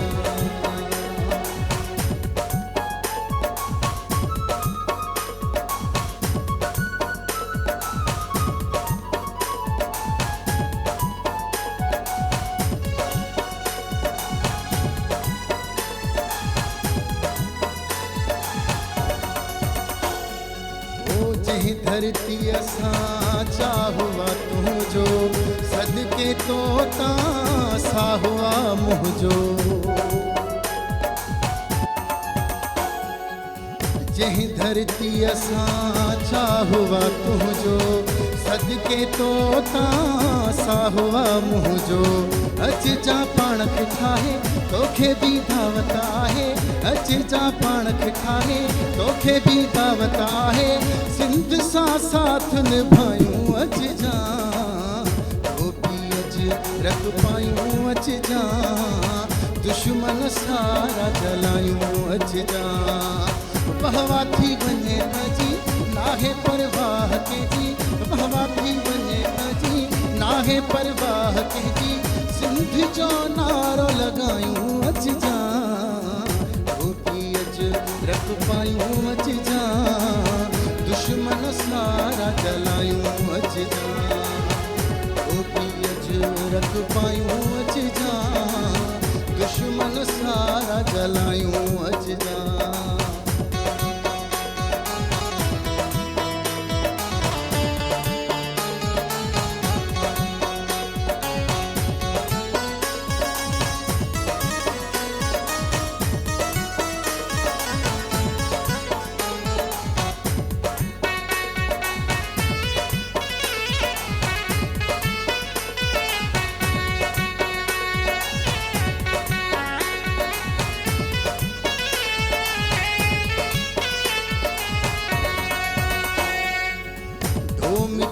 न्याज़ ही गीत लिखियो आहे सारा सिंध जी करण सिखियो आहे डोम की न्याज़ ही गीत लिखियो आहे सारा सिंध जी करण सिखियो आहे झूमो ऐं नचो गायो ॾींहुं ख़ुशियुनि जो आयो झूमो ऐं नचो गायो ॾींहुं ख़ुशियुनि जो आयो संगीती सारा सॾायूं अचिजा टोपी अच रख पायूं अचिजा दुश्मन सारा जलायूं अचिजा टोपी अच रख पायूं अचिजा दुश्मन सारा जलायूं अचिजा बहवा थी वञे बजी नाहे परवाह कंहिंजी बहवा थी वञे बजी नाहे परवाह कंहिंजी सिंध जो नारो लॻायूं अचिजा टोपी अच रख पायूं अचिजा दुश्मन सारा जलायूं अचिजा टोपी अच रख पायूं अचिजा दुश्मन सारा जलायूं अचिजा वाह भाई ज़बरदस्त ज़बरदस्त ज़बरदस्त अच्छा जॾहिं सिंध जो हूअं ई नालो जॾहिं ईंदो आहे त अलॻि जज़्बात हूंदा आहिनि जेके जागी वेंदा आहिनि न डॉक्टर साहब बिल्कुलु इहे उहे जज़्बात डॉक्टर साहब वटां त ॾाढा नज़र पर पिया असांखे एतिरो सिंसियरली जेको आहे न हुजणु करणु खपे खपे बिल्कुलु हर शइ जे बिल्कुलु लाइ बिल्कुलु वाकई में असां सिंधी डे बि असां मल्हाईंदा आहियूं सिंधी गाना बि ॻाईंदा आहियूं पर एक्चुअली में पंहिंजे पाण खां ज़रूरु इहो सवालु कयो डॉक्टर साहब ॾाढी सुठी ॻाल्हि कई आहे त पंहिंजे पाण खां ज़रूरु इहो सवालु कयो त वाकई में असां बि पंहिंजे सिंध सां पंहिंजे पाकिस्तान सां पंहिंजे पाण सां बिकॉज़ असां बि त पाकिस्तानी आहियूं न असां बि त सिंधी आहियूं त पंहिंजे पाण सां छा असां सिंसियरिटी कयूं था असां ओतिरा सिंसियर आहियूं जेतिरो सिंसियर असां पंहिंजे पाण खे चवरायूं था डॉक्टर साहब हिकु ॻाल्हि जेका ॾाढी कॉमनली हिकु ॿी ॻाल्हि जेका असांखे नज़र ईंदी आहे अक्सर असां मेंटल हेल्थ जी बीमारियुनि जे बारे में असां ॻाल्हाईंदा आहियूं असां मेंटल इलनेस जे बारे में ज़रूरु असां ॻाल्हाईंदा आहियूं पर हिते मां उहे कॉमन शयूं कैच करणु चाहियां थी जेके कॉमनली असां वटि प्रैक्टिस जेके थी रहियूं आहिनि हिकु ॿी प्रैक्टिस जेका ॾाढी कॉमनली ॾिठी वई आहे उहा इहा डॉक्टर साहब त असां वटि जॾहिं बि को अहिड़ो मेंटल पेशेंट हूंदो आहे स्पेसिफिकली असां फीमेल्स में इहे शयूं घणियूं ॾिठियूं आहिनि जॾहिं बि का अहिड़ी पेशेंट हूंदी आहे त असां बजाए असां कंहिं डॉक्टर वटि वञण जे असांखे इहो लॻंदो आहे त जी हिनखे त जिन चढ़ी वियो आहे फलां थी वियो आहे फलां थी वियो आहे ऐं असां उन तरीक़े सां उनखे ट्रीट कंदा आहियूं इहे शयूं तव्हां कीअं ॾिठियूं आहिनि ऐं कीअं असां माण्हुनि जो ब्रेन वॉश कयूं कीअं माण्हुनि खे सम्झायूं त हीअ जेतिरो बि थी रहियूं आहिनि या ख़ुदा न ख़ास्ता कुझु माण्हू कंहिं लफ़्ज़नि में चवंदा आहिनि कुझु माण्हू कंहिं लफ़्ज़नि में चवंदा आहिनि इहा एक्चुअली हिकु मेंटल डिसऑर्डर आहे कीअं सम्झाइजे इहा ॻाल्हि ॾिसो इहो जेको आहे सो असांखे इहो यानी हिकिड़ो पढ़ियल लिखियल हुजण नाते असां हर जेको आहे सो शइ जो एतिराम करियूं था जीअं स्पिरिचुअलिटी आहे असां जंहिं मुआशिरे में रहूं था त उते इन्हनि शयुनि खे बि जेको आहे सो मञता मिलियल आहे त उते भले उहे उन खां बि कराइनि यानी की दुआ सां गॾु दवा जो बि हुजणु ज़रूरी आहे ठीकु आहे छाकाणि असां अहिड़े मुआशिरे में रहूं था जिते इहे सभु शयूं ज़रूरी हूंदियूं आहिनि असां उन खां बि जेको आहे सो बिल्कुलु इनकार कोन था करे सघूं छाकाणि त असीं रहूं अहिड़े मुआशिरे में था जिते इहे सभु शयूं जेके आहिनि से सभिनी जे लाइ जेके आहिनि से मञियल हूंदियूं आहिनि तंहिं करे उहे बि जेके आहिनि से पर जेके उन सां गॾोगॾु दवा बि ज़रूरी हूंदी आहे छाकाणि त इहा कंडीशन जेका मैनेजेबल न हुजे ऐं तव्हां उनखे पेशेंट खे घर में मैनेज नथा करे सघो त उनखे ज़ाहिर आहे पोइ तव्हांखे यानी की मेडिकल ट्रीटमेंट जो या मेडिकल जी जेका सपोर्ट आहे उनजो तव्हांखे सहारो वठिणो पए थो पोइ उन लाइ आउं इहो तव्हांखे न चवंदसि तव्हां ॾिसो उन पेशेंट खे अलामतूं कहिड़ियूं आहिनि छाकाणि त हर बीमारी जूं अलामतूं पंहिंजूं पंहिंजूं आहिनि जेकॾहिं उन में ज़रूरी न आहे त जेको आहे औरत आहे मर्दनि में बि अहिड़ियूं अलामतूं थींदियूं आहिनि छाकाणि त बीमारी जेका असां का बि न ॾिसंदी आहे त हीअ मर्द आहे या औरत आहे हा पर इहो ॾिसे थो त जेको आहे सो के शयूं अहिड़ियूं हूंदियूं आहिनि छाकाणि त ट्रैगरिंग पॉइंट हर कंहिंजी अलॻि अलॻि हूंदी आहे त कहिड़ियूं शयूं आहिनि जेके तव्हांखे ट्रैगर कनि थियूं उन बीमारीअ लाइ या उनजो सबबु छा आहे उनजो छाजे करे उहा बीमारी थी जे सभिनी जो हिन जो हिकिड़ो ई जवाबु आहे त जॾहिं बि असांजे दिमाग़ में केमिकल्स जेके आहिनि इम्बेलेंस थी वेंदा आहिनि त पोइ इहे ज़हनी बीमारियूं थींदियूं आहिनि पर उनजो इहो मक़सदु कोन्हे त इहे लाइलाज आहिनि इन हर बीमारी वांगुरु जीअं ॿियूं बीमारियूं क़ाबिल इलाज आहिनि तीअं ज़हन जूं जेके बीमारियूं आहिनि या दिमाग़ जूं जेके बीमारियूं आहिनि उहे बि क़ाबिल इलाज आहिनि त उनखे जेकॾहिं तव्हां तुर्त उनखे जेकॾहिं तव्हां उनजी तशख़ीस कंदव त पोइ उनखे तुर्त तव्हां जेको आहे सो यानी की कंट्रोल करे सघो था उनजे लाइ बहितर इहो आहे त जॾहिं बि को अहिड़ो मसइलो थिए त उनखे जेको आहे सो ॿियो न त पंहिंजे फैमिली फिज़िशियन खे तव्हां ॾेखारियो उहो तव्हांखे जेका ॾे पोइ उहो तव्हांखे एडवाइस करे सघे थो छाकाणि जेको मेंटल हेल्थ एक्सपर्ट आहे उन वटि त सेकेंडरी या टर्शरी तौर ते पेशेंट पहुचे थो, पर जेको तव्हांजो फैमिली डॉक्टर आहे उन खां तव्हां घटि में घटि मशवरो वठो या सलाह वठो त इहो इन बीमारी खे असां कीअं जेको आहे सो ट्रीट करायूं। सभिनी खां पहिरीं ॻाल्हि जेको मूं तव्हांखे पहिरीं ॿुधायो न जी जी त घर में जेकॾहिं छाकाणि अॼुकल्ह सोशल मीडिया जो दौरु आहे, मुख़्तलिफ़ गैजेट्स, ॿार बि ॾिसो अॼुकल्ह अॻे जेका पढ़ाई किताबनि जे थ्रू अॼुकल्ह सभु जेके आहिनि सो मुख़्तलिफ़ डिवाइसिस जे ज़रिए पढ़ाई कनि था, या उन्हनि ते सॼा उन जा नोट्स हूंदा आहिनि या लेक्चर्स हूंदा आहिनि या ऑनलाइन हूंदा आहिनि या वीडियोज़ हूंदा आहिनि या मुख़्तलिफ़ रिकॉर्डेड नोट्स हूंदा आहिनि, उहे पढ़िया वेंदा आहिनि। तंहिं करे जेको आहे सो इन्हनि सभिनी शयुनि खे बि यानी कि जंहिं वक़्त में पाण असां पढ़ियासीं, ऐं पंहिंजी ॻाल्हि कंदसि, उन वक़्तु न को इंटरनेट हो न को डिवाइसिस हुयूं, कुझु बि न हुयूं, पर उन जे बावजूदि पढ़ियासीं। पर अॼुकल्ह तव्हां ॾिसो था सॼो बिल्कुलु वक़्तु जेको आहे सो अहिड़ो तब्दील थी वियो आहे, एॾियूं तब्दीलियूं अची वियूं आहिनि जेको तव्हां उनखे संभाले बि नथा सघो। तंहिं करे सभिनी खां पहिरीं ॻाल्हि इहो आहे त जेकॾहिं तव्हांखे कंहिं बि शइ जी तयारी करणी आहे, चाहे उहा पढ़ाई आहे, तव्हांखे के जॉब आहे, कारोबार आहे, जेको बि आहे उन लाइ तव्हांखे सभिनी खां पहिरीं तव्हांखे पंहिंजी सिहत जो ख़्यालु रखिणो आहे। सिहत जेका आहे न, छाकाणि त ज़िंदगी, मूं तव्हांखे शुरू में चयो त ज़िंदगी जहिड़ी ख़ूबसूरत शइ आहे कोन, ऐं ज़िंदगी जी ख़ूबसूरती खे बरक़रार रखण जे लाइ तव्हांखे सिहत खे बरक़रार मेंटेन करिणो आहे। उन सिहत खे बि जीअं हेल्थ इज़ वेल्थ आहे, तीअं जेको मेंटल हेल्थ एक्सपर्ट चवनि था त there is no health without mental health, यानी कि जिस्मानी सिहत यानी उहा तॾहिं आहे जॾहिं तव्हांजी ज़हनी सिहत खां बग़ैर का बि सिहत तव्हांजो जेको आहे न उहो नथी कुझु करे सघे। तंहिं करे ज़हनी सिहत जो बि असांखे जेका असां इग्नोर करियूं था, उन जे लाइ सभिनी खां पहिरीं मूं तव्हांखे जीअं पहिरीं ॿुधायो, तव्हांखे कुझु पॉइंटूं ॿुधाईंदुसि जेके तव्हांखे पंहिंजी नॉर्मल लाइफ गुज़ारणी आहे, जंहिंमें ज़हनी, जिस्मानी, समाजी ऐं माहौलियाती लाइफ तव्हांखे गुज़ारणी आहे, जंहिंसां तव्हांजी ज़िंदगी ख़ुशहाल गुज़री सघे थी। सभिनी खां पहिरीं पंहिंजे लाइफ स्टाइल खे जेको आहे नॉर्मलाइज़ करियो। लाइफ स्टाइल जो मक़सदु इहो आहे त यानी तव्हां टाइम ते सुम्हो, टाइम ते जागो, टाइम ते नाश्तो करियो, टाइम ते मंझंदि जी मानी खाओ, टाइम ते तव्हां राति जी मानी खाओ, ऐं उन सां गॾोगॾु इहो लाइफ स्टाइल थी वियो। पर उन में बि जेको आहे सो उनजी हिकिड़ी शर्त इहा आहे त उन में हेल्दी बैलेंस डाइट हुजे, यानी मुतवाज़न सेहतमंद ग़िज़ा हुजे, जेका तव्हांखे बीमार न करे, जंहिंमां तव्हांखे एनर्जी मिले, जंहिंमां तव्हांखे कैलरीज़ मिलनि जेके तव्हांजी सिहत खे ख़ुशि रखनि, तव्हांजी सिहत खे मेंटेन रखनि। ईअं न आहे त तव्हां जेके अॼुकल्ह जंक फूड जो ट्रेंड थी वियो आहे, त यानी कि जीअं ही पिज़्ज़ा, बर्गर, मुख़्तलिफ़ जेके बि जंक फूड आहिनि, जेके सिर्फ़ु एपिटाइज़र आहिनि, पर उहो तव्हांखे उन मां कैलरीज़ नथियूं मिलनि। तंहिं करे कोशिशि करे त जेके ऑर्गेनिक नेचुरल जेके बि असां वटि दालियूं, सब्जियूं, सलाद, ॾही, लस्सी, खीर जेको आहे उन्हनि खे इस्तेमालु करणु खपे वधीक, छाकाणि असांखे असांजे जिस्म खे, असांजे ज़हन खे उन्हनि जी वधीक ज़रूरत आहे। सही, हिकिड़ो त इहो थी वियो लाइफ स्टाइल में इहे शयूं अची वियूं। ॿिए नंबर ते आहे सुठी निंड, यानी एज जे हिसाब सां 6 खां 8 कलाक या 6 खां 9 कलाक जेका निंड ज़रूरी आहे, ठीकु आहे न, उहा माना कंप्लीट निंड हुजे जेका तव्हांजी, यानी कि उन जे लाइ निंड जे लाइ बि हिकिड़ा निंड जूं बि हिकिड़ियूं जेके आहिनि स्पेसिफिकेशन्स आहिनि त तव्हां जंहिं वक़्तु सुम्हो था उहो कमिरो बिल्कुलु ऊंधाहो हुजे, बंदि हुजे, यानी कि लाइट बिल्कुलु न खुलियल हुजे, इवन ज़ीरो जो बल्ब बि न हुजे, ऐं जेके डिवाइसिस आहिनि, टीवी हुजे या मोबाइल हुजे, उहो सुम्हण खां अधु मुनो कलाक कपहिरीं बंदि करे छॾणु खपे, उन खां बिल्कुलु डिस्कनेक्ट थी वञो।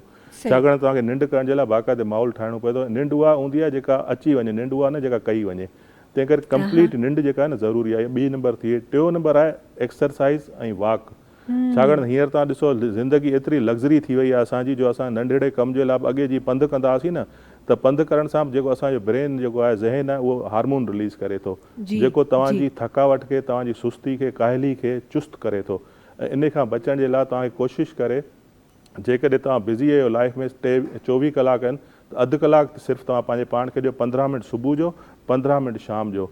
सुबुह जो बि ख़ाली पेट, यानी जॾहिं असीं टॉयलेट मां हाजत पूरी करे अचूं था त ख़ाली पेट वॉक, ऐं उन सां गॾोगॾु जेकॾहिं तव्हां प्रोफेशनल आहियो त तव्हांखे त जीअं पंहिंजा प्रोग्राम, पर जेके प्रोफेशनल आहिनि, बिज़नेसमैन आहिनि या डॉक्टर आहे या इंजीनियर आहे या वकील आहे, त उनखे ॿियो न त जीअं स्कूल में जीअं मास्टर पीटी कराईंदा हुआ न, उहा पीटी करे छॾनि, त उन सां छा थींदो, असांजो जिस्म चुस्त रहंदो, यानी असांजो जोड़, असांजा जेके पठा या मशकूं जेके आहिनि उहे, ऐं असांजो ज़हन, असांजो जेको आहे सो जिस्म, उहो यानी 15 मिंट सिर्फ़ु ॾियो, वधीक न, डेली 15 मिंट उहो ॾियो। ऐं शाम जो बि 15 मिनट जेको कोशिशि करियो, जेकॾहिं तव्हांजे वेझो, घर जे वेझो या पाड़े में को पार्क आहे या को गार्डन आहे, जे उहो न बि आहे त तव्हां घर जे अॻियां ई करे सघो था, उते कोशिशि करे जेको आहे सो थोरो घर जे ॿाहिरां कुझु अहिड़ा ॿूटा रखो, अहिड़ा जेके आहिनि से माना हुनमें तव्हां कुंडियूं या कुंडा रखो, त जंहिंमें इहे ॿूटा हुजनि, त उनमें तव्हांखे हिकिड़ो ग्रीनरी सां छा थींदो आहे, ज़हनी सिहत बहितर रहंदी आहे, यानी कि इंटेक्ट रहंदी आहे, त उहा हुजे। उन सां गॾोगॾु तव्हांखे जेको आहे सो घर में बि सभई जेकॾहिं 5-6 मेंबर आहिनि, माउ पीउ आहिनि, उन सां गॾु ॿार आहिनि, त उहे जेकॾहिं यानी कि फिज़िकली गॾु हुजण जे बावजूदि जेको आहे न, उहो हिक ॿिए खां अलॻि हूंदा आहिनि, आइसोलेटेड हूंदा आहिनि, त उन्हनि खे चओ त जेॾीमहिल मानी घटि में घटि घर में हिकिड़ो टाइम वेलो जेको आहे मानी इहो गॾु खाइनि। उन्हनि में उनजा एक्सचेंज व्यूज़ थियनि था ऐं कोशिशि करे पंहिंजे पाण में टॉलरेंस जेको आहे पेशेंस पैदा करियो ऐं ॿारनि खे हिकिड़ी पॉज़िटिव तरबियत ॾियो त जीअं हूअ सिर्फ़ु पंहिंजे घर लाइ न सोचनि, उहे जॾहिं पंहिंजी कम्यूनिटी लाइ, मुआशिरे लाइ, मुल्क लाइ, दुनिया लाइ पॉज़िटिव अहिड़ी का माना उन्हनि मां तव्हांखे उहो ॿारु अहिड़ो को सुभाणे को साइंसदान थी वञे, को तव्हांजो वॾो बिज़नेसमैन थी वञे, को वॾो एंटरप्रीन्योर थी वञे, को वॾो इंजीनियर थी वञे, को यानी कि इन टाइप जा जेके त हुनखे पॉज़िटिव जेकॾहिं तरबियत मिलियल हूंदी त पोइ उहो जेको आहे अॻिते हली मुआशिरे लाइ कारआमद साबित थी सघे थो। उन सां गॾोगॾु जेको ॿी हिकिड़ी जेको आहे सो इहो पंहिंजे पाण खे बिज़ी रखो, पर पॉज़िटिवली बिज़ी रखो। यानी पॉज़िटिवली बिज़ी रखण सां इहो थींदो तव्हांखे जेको आहे सो कोशिशि करियो त जेका नेगेटिविटी खे घटाइण जे लाइ तव्हां नेगेटिविटी मां पॉज़िटिविटी ॻोल्हियो, यानी कि तव्हां नेगेटिव यानी तनक़ीद बराए तनक़ीद बराए असलाह करियो। कोशिशि इहा करियो त पॉज़िटिव रहंदव, पाण बि ख़ुशि रहंदव, तव्हांखे हर शइ पॉज़िटिव नज़र ईंदी। तव्हां रुगो इहो आहे न, आउं को गवर्नमेंट जो नुमाइंदो, पर आउं चवंदो जेकॾहिं तव्हां सभई डिपेंड था करियो गवर्नमेंट सरकारी नौकिरी कोन मिली इन करे आउं बेरोज़गार वेठा, न, तव्हां कारोबार करियो। तव्हां हिते तव्हां ॾिसो कराची में पूरे मुल्क मां माण्हू अचनि था, कराची उन्हनि जो मर्कज़ आहे कारोबार जो, तव्हां उहो ॾिसो कीअं था कमु कनि। हा, ऐं जेके वरी इन खां पोइ अगरि तव्हांखे वधीक इन जे लाइ मोटिवेशन खपे त तव्हां ॿियो कुझु न कयो, तव्हां लिस्ट कढो उन्हनि कामयाब माण्हुनि जी जेके अॼु जेके वर्ल्ड में सभिनी खां वधीक जेके कमाईंदड़ माण्हू आहिनि, या उहे जेके सक्सेसफुल माण्हू असांखे नज़र अचनि था जिनजी इनकम वधीक जनरेट थिए थी, उन मां को गवर्नमेंट एम्प्लॉय न आहे। उहे तमामु उहे माण्हू आहिनि जिन पंहिंजो स्टार्ट उन ई ज़ीरो खां वरितो, जंहिं ज़ीरो ते अॼु शायदि तव्हां मां को हिकु माण्हू बीठल अचे। जल्दी सां हिकु ब्रेक जी तरफ़ हलूं था, ब्रेक खां पोइ वापसि अची मज़ीद पंहिंजे प्रोग्राम में कुझु ॻाल्हियूं शामिल करणियूं आहिनि, पर जी वक़्तु या ब्रेक जो तव्हां सां मुलाक़ात कयूं था नंढी कमर्शियल ब्रेक खां पोइ।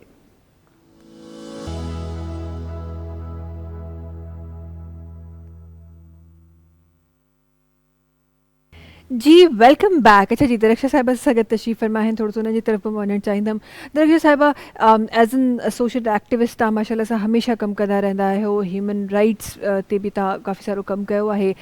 हिकु एक्टिविज़म जो हिकु छा चइजे त दिलि में अंदरि में हिकु जेको जोश हूंदो आहे या पैशन हूंदो आहे जेको, उहो तव्हां असांजी यूथ में केतिरो था ॾिसो?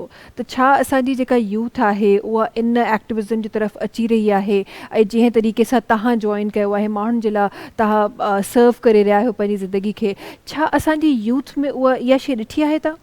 जी बिल्कुल, देखिए एक्चुअली मैंने तो खुद अपना जो स्टार्टअप लिया, मेरी भी लाइफ एक बड़ा स्ट्रगलिंग लाइफ रही। मैं बचपन में काफ़ी ज़्यादा बीमार हो गई थी, उससे भी मैंने फ़ाइट किया और आगे बढ़ी। मेरे अंदर का ही ये पैशन है, जो मैं ये सारे जो काम करती हूँ वो वॉलंटरी बेसिस है। अच्छा, मैंने देखा अब हमारा यूथ बहुत एक्टिव है, पॉजिटिव माइंडेड है। जब वो हमें काम करते देखता है या फिर वो तो उसके अंदर भी एक मोटिवेशन होती है। बल्कि मैं तो कहती हूँ कि जो हमारा जो मुल्क है उसमें जो है अराउंड 65% आबादी हमारी यूथ की ही है।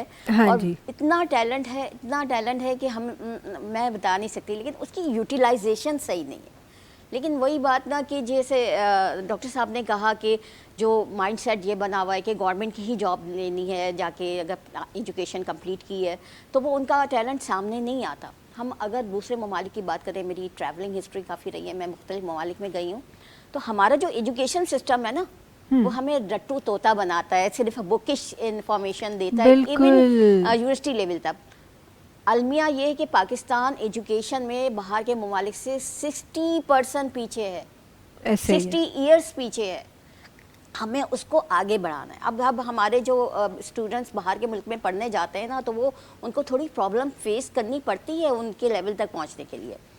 बात सारी ये कि जब हम एंटरप्रेन्योर स्किल्स को हम लेके चलेंगे, जैसे कि और ममालिक में स्कूल लेवल तक से ही स्किल्स के जो सब्जेक्ट्स हैं ना वो इंक्लूड कर दिए जाते हैं। बच्चे की नफ्सियात देखते हुए, बच्चे का इंटरेस्ट देखते हुए उसको वही जो है शोबा इंतखाब करने के लिए जो है आज़ादी होती है। हमारे यहाँ के अम्मी ने कहा कि डॉक्टर बनना है, अब्बा ने कहा कि इंजीनियर बनना है, बड़े भाई ने कहा कि वकील बनना है। वो दिमाग में बैठ जाता है ना, तो वो इंटरेस्ट नहीं होता, बंद तो हो जाता है, लेकिन वो वाला इंटरेस्ट नहीं होता। मैंने तो बहुत से ऐसे लोग देखे जिन्होंने अपने एक्चुअल छोड़ के जो प्रोफेशन थे, जो वो आ गए थे जो सडनली, तो फिर बाद में जब उनका लाइफस्टाइल चेंज हुआ, उन्होंने उनको चेंज किया और अपने इंटरेस्ट के मुताबिक जब काम किए तो वो ज़्यादा कामयाब रहे। एक तो हमारा भी एक काम है, कुछ इदारे ऐसे भी होने चाहिए और हैं भी, जो हमारी गवर्नमेंट भी सपोर्ट कर रही होती है, हमारे डिफरेंट इदारे भी हैं जो सपोर्ट कर रहे होते हैं, जिनमें एंटरप्रेन्योर स्किल्स है। लेकिन बाहर के ममालिक में मैंने देखा कि जो बड़े बड़े बिजनेसमैन हैं वो ऐसे बच्चों को जो है वो उनसे आइडियाज़ लेते हैं ग्रुप्स पे फिर ये कहते हैं कि हम आपके आइडिया में इन्वेस्ट करेंगे, लेकिन इसका जो प्रॉफिट आएगा उसमें से इतना % हमारा होगा। तो वो बच्चों में स्किल्स आती है तो वो उसको आगे बढ़ने का करते हैं। मैं अपना एक एग्जाम्पल देती हूँ, जो आपने कहा एक्टिविज्म के हवाले से, तो मुख्तलिफ कम्युनिटी लेवल पे भी जो है मैं जाके अवेयरनेस देती हूँ, अपनी लाइफ की स्ट्रगल भी शेयर करती हूँ। ये बहुत ज़रूरी होता है कि आपने अब जाके सिर्फ एक लेक्चर दे के नहीं आना होता, आपने अपनी स्टोरीज भी उनसे शेयर करनी होती है मोटिवेट करने के लिए। हाँ जी। फिशरमैन कम्युनिटी लियारी की, वहाँ पे मैं एक अवेयरनेस सेशन के लिए वहाँ गई थी कम्युनिटी में, मैंने उनको सेशन वगैरह दिया, फिर वो सारी चीज़ें हुई। वो वहाँ पे जो है वहाँ का माहौल ये था कि बस घर में ही रहती थी बच्चियाँ, कहीं ना तालीम हासिल करती थी ना कोई और काम, बस। और आपको पता है कि जो हेड होता है घर का वही अर्निंग वाला फैक्टर था और बाकी पूरा घर जो पुराना कॉन्सेप्ट था, आजकल का ज़माना से सभी कर रहे हैं। वहाँ मैंने अवेयरनेस सेशंस कराए वो करवा के फिर मैं आ गई। वो तो ज़ाहिर एक और इदारे के साथ मुंसलिक होकर किया था, वो हमारे मुख्तलिफ लेवल चल रहे थे। कुछ अरसे बाद मेरी एक खातून से मुलाकात हुई, वो फिशरमैन कम्युनिटी की थी। फिर उन्होंने इंट्रोड्यूस कराया कि मैडम आप हमारे एरिया में आई थी जी, आपने हमें यहाँ पे अवेयरनेस दी थी। वो खुद एक अच्छी एक्टिविस्ट बन गई है। उसने कहा वो बच्चियाँ जो वहाँ की थी जी, आपने जब अपनी स्टोरी शेयर की कि आप one of the bread earner of your family हैं, हाँ। तो बच्चियों ने कहा कि हम क्यों नहीं कर सकते। कुछ पढ़ भी रही थी तो उन्होंने अपनी तालीम मुकम्मल की, कम से कम मैट्रिक किया, इंटर किया, कुछ स्कूल की टीचर लगी, कुछ ने सिलाई मशीन्स ली, घर में सिलाई का काम शुरू किया, कुछ ने बेकिंग के कोर्स किए। वो करके वो खुद कफील हुई, उन्होंने अपनी अर्निंग स्टार्ट कर ली जी। तो वो कह रही है वो बहुत खुश होती हैं। और ये मुझे लगता है कि वो उनकी कामयाबी से ज़्यादा मेरी कामयाबी है कि उन्होंने देख के उससे मोटिवेट हुई। हाँ। और इसी तरह बच्चे आते हैं, अभी कोविड आया, आपका फ्लड आया, डिफरेंट डिसास्टर तो टाइम बाय टाइम आते ही रहते हैं ना। हम जितना देखते हैं ना कि यूथ एक्टिवली काम कर रहा होता है, जो डॉक्टर्स होते हैं, स्टूडेंट्स वो अपने कैंप्स लगाते हैं, वो सर्विसेज प्रोवाइड करते हैं। हम तो फिर अपने सोशल मीडिया से थोड़ा बहुत काम चला लेते हैं, निकलते भी हैं, लेकिन वो निकल रहे होते हैं बाहर, बिल्कुल वो फील्ड पे जाके काम करते हैं, अपना वो व्यूज बताते हैं, अपना एजेंडा बताते हैं कि हम इस मकसद के लिए आए हैं। फिर वो उस चीज़ों को आगे लेके चलते हैं। बात सिर्फ इतनी है कि उनको एक जो है प्रॉपर प्लेटफॉर्म मिलना है, राइट गाइडेंस मिलनी है, वो हम आप ही देने वाले हैं। और मीडिया का बड़ा अच्छा रोल है इसमें, वो आगे को लेके चले। तो कोई ये बात नहीं है कि हमारा जो अभी डेवलपिंग कंट्री है, डेवलप कंट्रीज के बराबर खड़ा हो जाए। टैलेंट हमारे पास मौजूद है, बिल्कुल पॉलिश करने की ज़रूरत है, पॉलिश करने की ज़रूरत है। और सबसे ज़्यादा काउंसलिंग की तरफ मां वञणु चाहींदमि त असांखे वाकई में उहा काउंसलिंग ज़रूरी है, न सिर्फ़ु असांखे मेंटल हेल्थ जे करे बल्कि अदरवाइज असांजी करियर सिलेक्शन में भी जगह जगह पे काउंसलिंग ॾाढी ज़रूरी है। प्लस एक आपने बड़ी अच्छी बात की जिसको मैं रिपीट करना चाहूँगी और उसी बात को मैं आगे सेकेंड करना चाहूँगी। त तव्हां पंहिंजी ॻाल्हियुनि में इहा ॻाल्हि चई त मां पंहिंजो एग्ज़ाम्पल पाण ॾींदी आहियां। त न सिर्फ़ु हिकु एग्ज़ाम्पल बट मुंहिंजे ख़्याल में असां वटि जेके एग्ज़ाम्पल्स आहिनि न उहे किथे कुंड कुच में किथे बंदि आहिनि, जेके हिन तरीक़े जा सोशल एक्टिविस्ट थी था वञनि, उन्हनि खे त हिकु प्लेटफॉर्म मिले थो जो पंहिंजे पाण खे साबित था करे सघनि, ॿुधाए था सघनि। बट अॼु बि असां वटि अहिड़ा वॾा एग्ज़ाम्पल्स आहिनि, ऐं असांजूं नियाणियूं आहिनि। असां हमेशह इहो लॻंदो आहे त असांखे नियाणियूं शायदि असांजूं पोयां आहिनि, पर असांजूं उहे फीमेल्स आहिनि जेके you were one of the bread earner ना, मैंने तो वो लोग देखे हैं जो कि वही हैं ब्रेड अर्नर अपनी फैमिली के, लेकिन उसके बाद भी वो आगे बढ़ रहे हैं, वो माशाल्लाह से बहुत अच्छे से काम कर रहे हैं। लेकिन वही बात है कि असां उन स्टोरी के माण्हुनि ताईं पहुचाईंदासीं कीअं, जेसि ताईं असां उहा स्टोरी, उहा सक्सेस स्टोरी असां जेसि ताईं माण्हुनि ताईं पहुचाईंदासीं कोन, तेसि ताईं असां वटि मोटिवेशन किथां ईंदी। अच्छा जी, प्रोग्राम जो टाइम तकरीबन अॼु के एपिसोड जो टाइम तकरीबन बात मैं शेयर करना चाहूँगी, बिल्कुल जहाँ पे जब आपने काउंसलिंग की बात की है, और वो ये जो है हमारा टॉपिक भी साइकेट्री और प्लस सोशल वर्क के साथ कनेक्टिविटी है, तो मैं यहाँ पे एक एग्जांपल देना चाहूँगी। एक तो इजिप्ट और दूसरा एक सूडान, वो एक मुल्क है जिन्होंने ह्यूमन लाइब्रेरी के कॉन्सेप्ट इंट्रोड्यूस करवाए हैं। अच्छा, वो जैसे लाइब्रेरीज़ हैं, वहाँ बुक्स हैं, आप पढ़ना चाहते हैं, आपने बुक बोरो की, वहाँ से पढ़ लिया, फिर या कुछ आप घर ले आए, तो उन ह्यूमन लाइब्रेरी का कॉन्सेप्ट ये है कि वहाँ पे आप मेरे जैसे, आप जैसे लोगों को बोरो करते हैं। अब लाइक मुझे कुछ कहना है, कुछ वो कहते हैं ना, आपकी आधे से ज़्यादा जो प्रॉब्लम्स हैं वो किसी से शेयर करने से, कहने से ह्यूमन फील बहुत ज़रूरी है। पे आप जाते हैं, बैठते हैं, तो एक जैसे मैंने अपनी फ्री वॉलंटियर सर्विस दी हुई, अगर किसी को नीड है, कोई अपनी बात शेयर करना चाह रहा है, वो 1 घंटा या आधा घंटा मेरे साथ टाइम स्पेंड करेगा वो ह्यूमन लाइब्रेरी में।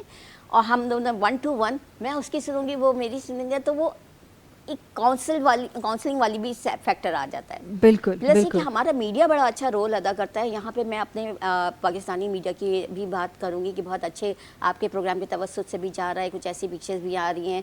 एक आपने शुरू में एक ख़वातीन के हवाले से कहा था कि जो साइकोलॉजिकल प्रॉब्लम होती है तो समझते हैं कि जिन आ गया, तो ये वाली चीज़ें भी, क्योंकि उनकी जो अंदर की इनर फीलिंग्स होती हैं वो सारी चीज़ें वो खुल के बयान नहीं कर पाती। तो हमारे फिल्म इंडस्ट्री में एक बहुत अच्छी फिल्म बनी थी, आर्ट फिल्म कमली, जिसने जी, 3 जी, जी, इंटरनेशनल जी। अवार्ड्स लिए हैं, जिसमें वो सारी चीज़ें बता रही हैं बिल्कुल, कि बिल्कुल, बिल्कुल खातून ऐसे को ही है। उसकी जो मदर इन लॉ किस तरह से रखती है, आपके हाँ हस्बैंड जी, की हाँ डेथ जी। होती है, तो वो इमेजिनेशन में वो सोचती है कि मेरा हस्बैंड आ गया है, मैं उसके साथ जी, जी, टाइम जी, स्पेंड जी, कर जी। रही हूँ।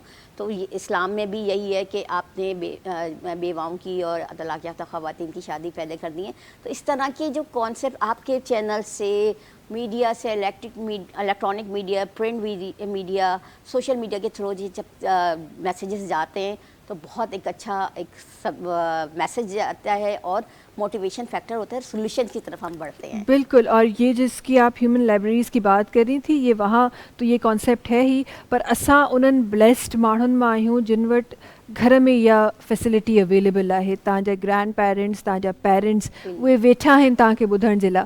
जेकॾहिं तव्हां पंहिंजो दिलि जो हाल उन्हनि ताईं पहुचाइणु चाहियो, ऐं सिर्फ़ु इहो ॻाल्हाइण में ई ख़बर न आहे केतिरियूं शयूं आहिनि जिन खे तव्हां ओवरकम करे था वञो, अगरि तव्हां सिर्फ़ु पंहिंजे दिलि जो हाल ई साम्हूं वारे माण्हू खे ॿुधाए था छॾियो। अच्छा जी, आख़िर में हालांकि टाइम तक़रीबन प्रोग्राम जो अॼो के एपिसोड जो ख़त्म थी वियो आहे, पर हिकु ॻाल्हि जेका ॾाढी इंपॉर्टेंट आहे डॉक्टर साहब, जल्दी सां मां तव्हांजे लफ़्ज़नि में शामिलु करणु चाहींदमि। असां काउंसलिंग जी ॻाल्हि कई, हिते इहा काउंसलिंग नॉर्मली त इन्वॉल्व थिए थी, पर मेंटल हेल्थ जे लाइ केतिरी ज़रूरी आहे इहा काउंसलिंग? तमामु घणी ज़रूरी आहे। जीअं मूं तव्हांखे पहिरीं ॿुधायो त मेंटल हेल्थ जिस्मानी हेल्थ खां वधीक मेंटल हेल्थ आहे, ठीकु आहे। मेंटल हेल्थ जे लाइ सिंध वाहिद सूबो अथव जिते सिंध जी मैडम ॻाल्हि कई न, सिंध वाहिद सूबा जंहिं काफ़ी सारा जेके आहिनि से एक्ट प्रो ह्यूमन एक्ट जेके आहिनि से उहे मंज़ूर कया आहिनि असेंबली मां। त हिन में हिकिड़ो सिंध मेंटल हेल्थ एक्ट तहत बि हिते सिंध मेंटल हेल्थ अथॉरिटी ठहियलु आहे, जंहिं पंहिंजो हिकिड़ो हेल्पलाइन नंबर सिंध जूं जेके मुख़्तलिफ़ टर्शरी केयर हॉस्पिटल्स आहिनि उते जेको आहे, आउं गवर्नमेंट मुलाज़िम न आहियां, पर आउं प्राइवेट प्रैक्टिस कंदो आहियां, सोशल एक्टिविस्ट आहियां, उन सां गॾोगॾु मुख़्तलिफ़ एक्टिविटीज़ कंदो रहंदो आहियां, पर उन्हनि सां गॾु आउं सिलाड़ियल आहियां, एसोसिएट रहंदो आहियां। त उन में जेको आहे सो उन्हनि जो हिकिड़ो तमामु सुठो जेको उन्हनि रोल प्ले कयो आहे। हिकिड़ो त तक़रीबन सिंध जे हर डिस्ट्रिक्ट में जेको आहे न हिकिड़ो मेंटल हेल्थ एक्सपर्ट जेको आहे सो अपॉइंट थी वियो आहे, ठीकु आहे। ऐं ॿियो त जेके कराची में टर्शरी केयर हॉस्पिटल्स आहिनि या हैदराबाद में, जीअं तव्हांखे ख़बर आहे 150-200 साल पुराणी sir CJ institute of hospital, sir CJ institute of psychiatry and behavioural science जंहिंखे पाण गिदू हॉस्पिटल चवंदा, उहा सम्झो त एशिया जी सभिनी खां पहिरीं जेको आहे सो यानी साइकेट्रिक असाइलम तौरु वजूद में आई हुई। ऐं उहा हिन वक़्तु बि तमामु ख़ूबसूरत तरीक़े सां कमु करे पई। त हिते जेके आहिनि से हेल्पलाइन नंबर बि ॾिनल अथव, जंहिंखे बि साइकेट्रिक प्रॉब्लम थिए थो या जेको सुसाइडल अटैम्प्ट करे थो या जंहिंखे नेगेटिव थाट्स अचनि था, त उहो उन हेल्पलाइन ते यानी कि कॉल करे यानी कि मदद वठी सघे थो। तंहिं करे इहो जेको आहे सो सिंध में तक़रीबन काफ़ी सारा कम थिया आहिनि जेके मुंहिंजे ख़्याल में तव्हांखे थी सघे विज़िबल न, पर काफ़ी सारियूं अहिड़ियूं शयूं आहिनि जेके प्रो पब्लिक आहिनि, यानी पब्लिक जे फेवर में आहिनि। मेंटल हेल्थ जे हवाले सां इहो ई चवंदुसि त तव्हां जेकॾहिं ॿारनि जी तरबियत करणु, जेतिरा माइट आहियो, पेरेंट्स आहियो, तव्हां ॿारनि जी तरबियत जेको आहे सुठे नमूने सां करियो।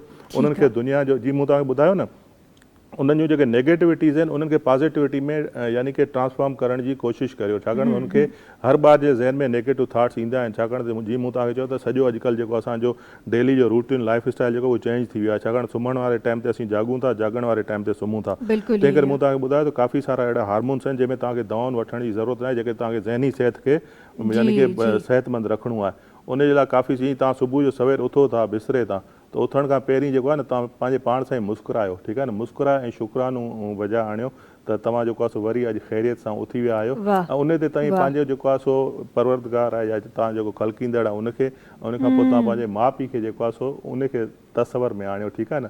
त उन्हनि तव्हांखे जनमु ॾिनो ऐं तव्हांखे हीअ ज़िंदगी जेका आहे उन्हनि जे करे मिली, ठीकु आहे। उन करे उन खां पोइ मुस्कुराए पोइ उथो बेड तां। त इहे जेके शयूं आहिनि न, इहे तव्हांखे इन मुस्कुराइण सां ख़बर थो छा, इहो बि जेके आहिनि ख़ुशी जा ऐं जॉय जा जेके आहिनि से हार्मोन रिलीज़ कंदो आहे, जंहिंसां तव्हांजी ज़हनी सिहत पॉज़िटिव रहंदी। ऐं जीअं मूं तव्हांखे माना ज़हनी सिहत खे तव्हां बहितर तरीक़े सां इस्तेमालु करियो त तव्हांखे बीमारियूं थींदियूं ई न। हलंदा त बि हार्मोन रिलीज़ थिए थो, एंडोर्फिन, उहो तव्हांखे चुस्त रखे थो। हैप्पी हार्मोन बि चवंदा आहियूं किथे किथे। हैप्पी हार्मोन इहे अथव न तव्हांजे सीरोटोनिन, डोपामिन वग़ैरह जेके बि आहिनि, इहे हार्मोन्स आहिनि 4-5 जेके, इहे तव्हांजा ख़ुशी जा, सुकून जा, माना मुस्कुराईंदा न तव्हां त सिर्फ़ु तव्हांजी ज़हनी सिहत ठीकु न रहंदी, ठीकु आहे, पर तव्हां मुआशिरे खे बि जेको पैगाम ॾियो था, तव्हां छाकाणि त जेका मुस्कुराहट आहे न, गेटवे आहे बॉडी जो। हा हा त तव्हां मुस्कुराईंदो, भले तव्हां जेको आहे सो उहा तव्हांजी मुस्कुराहट कूड़ी हुजे या सची हुजे, पर घटि में घटि भला जेकॾहिं मुंहुं जहिड़ो चेहरो आहे त खणी ॾंद ई ॾेखारे छॾे, जेकॾहिं हुनखे मुस्कुराइण नथो अचे त अॻिलो चवंदो त घटि में घटि मूंखे ॾिसी मुस्कुराए थिए न। त इहो हिकिड़ो सुठो जेको आहे सो यानी तव्हांजी पंहिंजी सिहत जे लाइ बि ऐं ॿियनि जे लाइ बि सुठो आहे। हुन ते तव्हांजो इम्प्रेशन भले तव्हांजो हू नेगेटिव इमेज हुजे, पर तव्हां जेकॾहिं कंहिंसां मुस्कुराए मिलंदो न, ग्रीट कंदो, विश कंदो, मूंखे मुस्कुराए पोइ तव्हांजे लाइ हिकिड़ो नेगेटिव इमेज हूंदो पॉज़िटिव में ट्रांसफॉर्म। कोशिशि करियो त जेको आहे सो मुस्कुराए सभिनी सां मिलंदा करियो, ऐं मुस्कुराहट जेको आहे सो बॉडी जो गेटवे आहे, त पोइ तव्हां पाण सम्झी सघो जॾहिं मुस्कुराहट ई सुठी शइ आहे त पोइ उन सां तव्हांजो ज़हनी सिहत सुठी रहे थी, पोइ तव्हांजो ॾींहुं बि सुठो गुज़रे थो, तव्हां पॉज़िटिव रहो था, तव्हांजी प्रोडक्टिविटी बि सुठी रहे थी, परफॉर्मेंस बि सुठी रहे थी। तंहिंखे कोशिशि करियो त मुस्कुरायो, इन ते बि हिकिड़ी मुस्कुराहट थी, सभिनी खे गुज़ारिश कंदो हिकिड़ी जेका सुठी स्माइल ॾेई सुठी स्माइल ॾेई छॾी। असां त उन्हनि ब्लेस्ड माण्हुनि में आहियूं जिन खे अगरि कॾहिं ज़िंदगी में दिलि बि न बि चए न, तॾहिं बि असांखे मुस्कुराए फेस असांखे करिणो हूंदो आहे मसइला, त असांजे लाइ त इहो हिकु प्लस पॉइंट आहे। थैंक यू सो मच असां सां गॾु हुजण जे लाइ, थैंक यू सो मच तव्हांजो बि असां गॾु हुजण जे लाइ। आख़िर में अब्दुल्ला बलोच साहब हिकु ॿियो गानो इंशाअल्लाह तव्हांजो शामिल कंदासीं असां थोरी देरि में। थैंक यू सो मच तव्हांजो बि, ऐं जी तव्हांजो बि वॾी महिरबानी असां सां गॾु हुजण जे लाइ। ईअं ई असांजो साथ ॾींदो रहिजो, ऐं ईअं ई असांजे प्रोग्राम खे ॾिसंदा रहो। आख़िर में गानो शामिल करे रहियूं, तव्हां सां मुलाक़ात सुभाणे कंदासीं। तेसि ताईं सभिनी खे ॾींदा इजाज़त, अल्लाह हाफ़िज़ जी।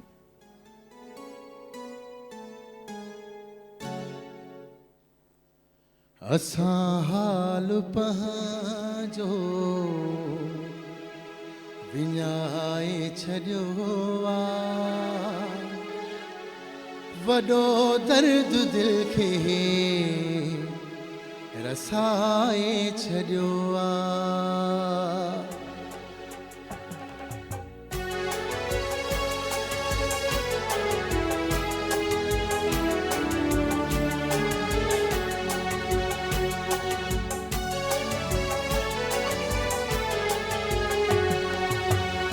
हाल पंहिंजो विञाए छॾियो आहे, असां हाल पंहिंजो विञाए छॾियो आहे, वॾो दर्द दिलि खे रसाए छॾियो आहे, वॾो दर्द दिलि खे रसाए छॾियो आहे।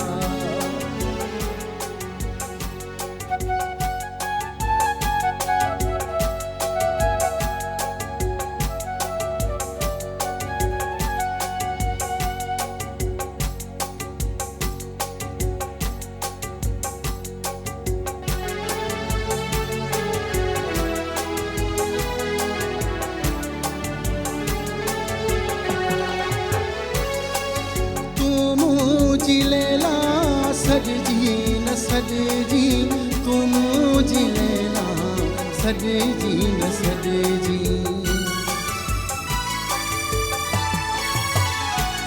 ओ तूं मुंहिंजी लैला, सॼी न सॼी तूं मुंहिंजी लैला, सॼी न सॼी। असां तोले मजनू सॾाए छॾियो आहे, असां तोले मजनू सॾाए छॾियो आहे, वॾो दर्द दिलि खे रसाए छॾियो आहे, वॾो दर्द दिलि खे रसाए छॾियो आहे। असां हाल पंहिंजो विञाए छॾियो आहे, असां हाल पंहिंजो विञाए छॾियो आहे, वॾो दर्द दिलि खे रसाए छॾियो आहे, वॾो दर्द दिलि खे रसाए छॾियो आहे।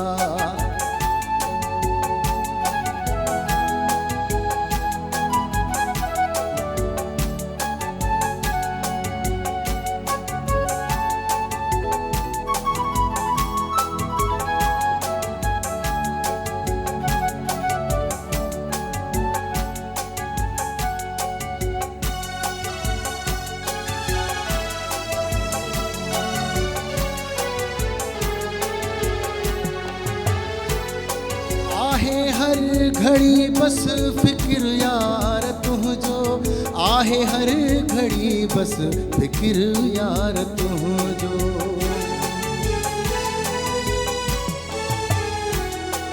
आहे हर घड़ी बस फिक्र यार तुझो, आहे हर घड़ी बस फिक्र आख़िर यार तुंहिंजो गमन ॿियनि खां मोला छॾाए छॾियो आहे गमन ॿियनि खां मोला छॾाए छॾियो आहे वॾो दर्द दिल खे रसाए छॾियो आहे वॾो दर्द दिल खे रसाए छॾियो आहे असां हाल पंहिंजो विञाए छॾियो आहे असां हाल पंहिंजो विञाए छॾियो आहे वॾो दर्द दिल खे रसाए छॾियो आहे वॾो दर्द दिल खे रसाए छॾियो आहे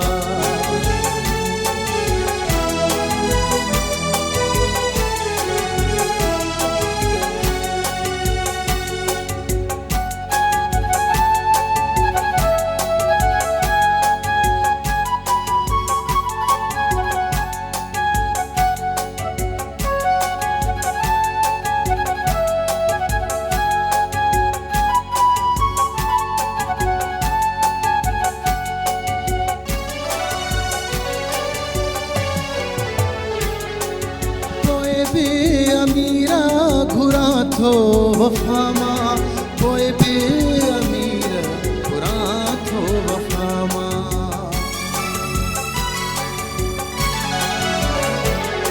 हाय पोइ बि अमीरा घुरा थो वफ़ा मां पोइ बि अमीर घुरा थो वफ़ा मां बेवफ़ा थई माण्हुनि ॿुधाए छॾियो बेवफ़ा थई माण्हुनि ॿुधाए छॾियो आहे वॾो दर्द दिल खे रसाए छॾियो आहे वॾो दर्द दिल खे रसाए छॾियो आहे असां हाल पंहिंजो विञाए छॾियो आहे असां हाल पंहिंजो विञाए छॾियो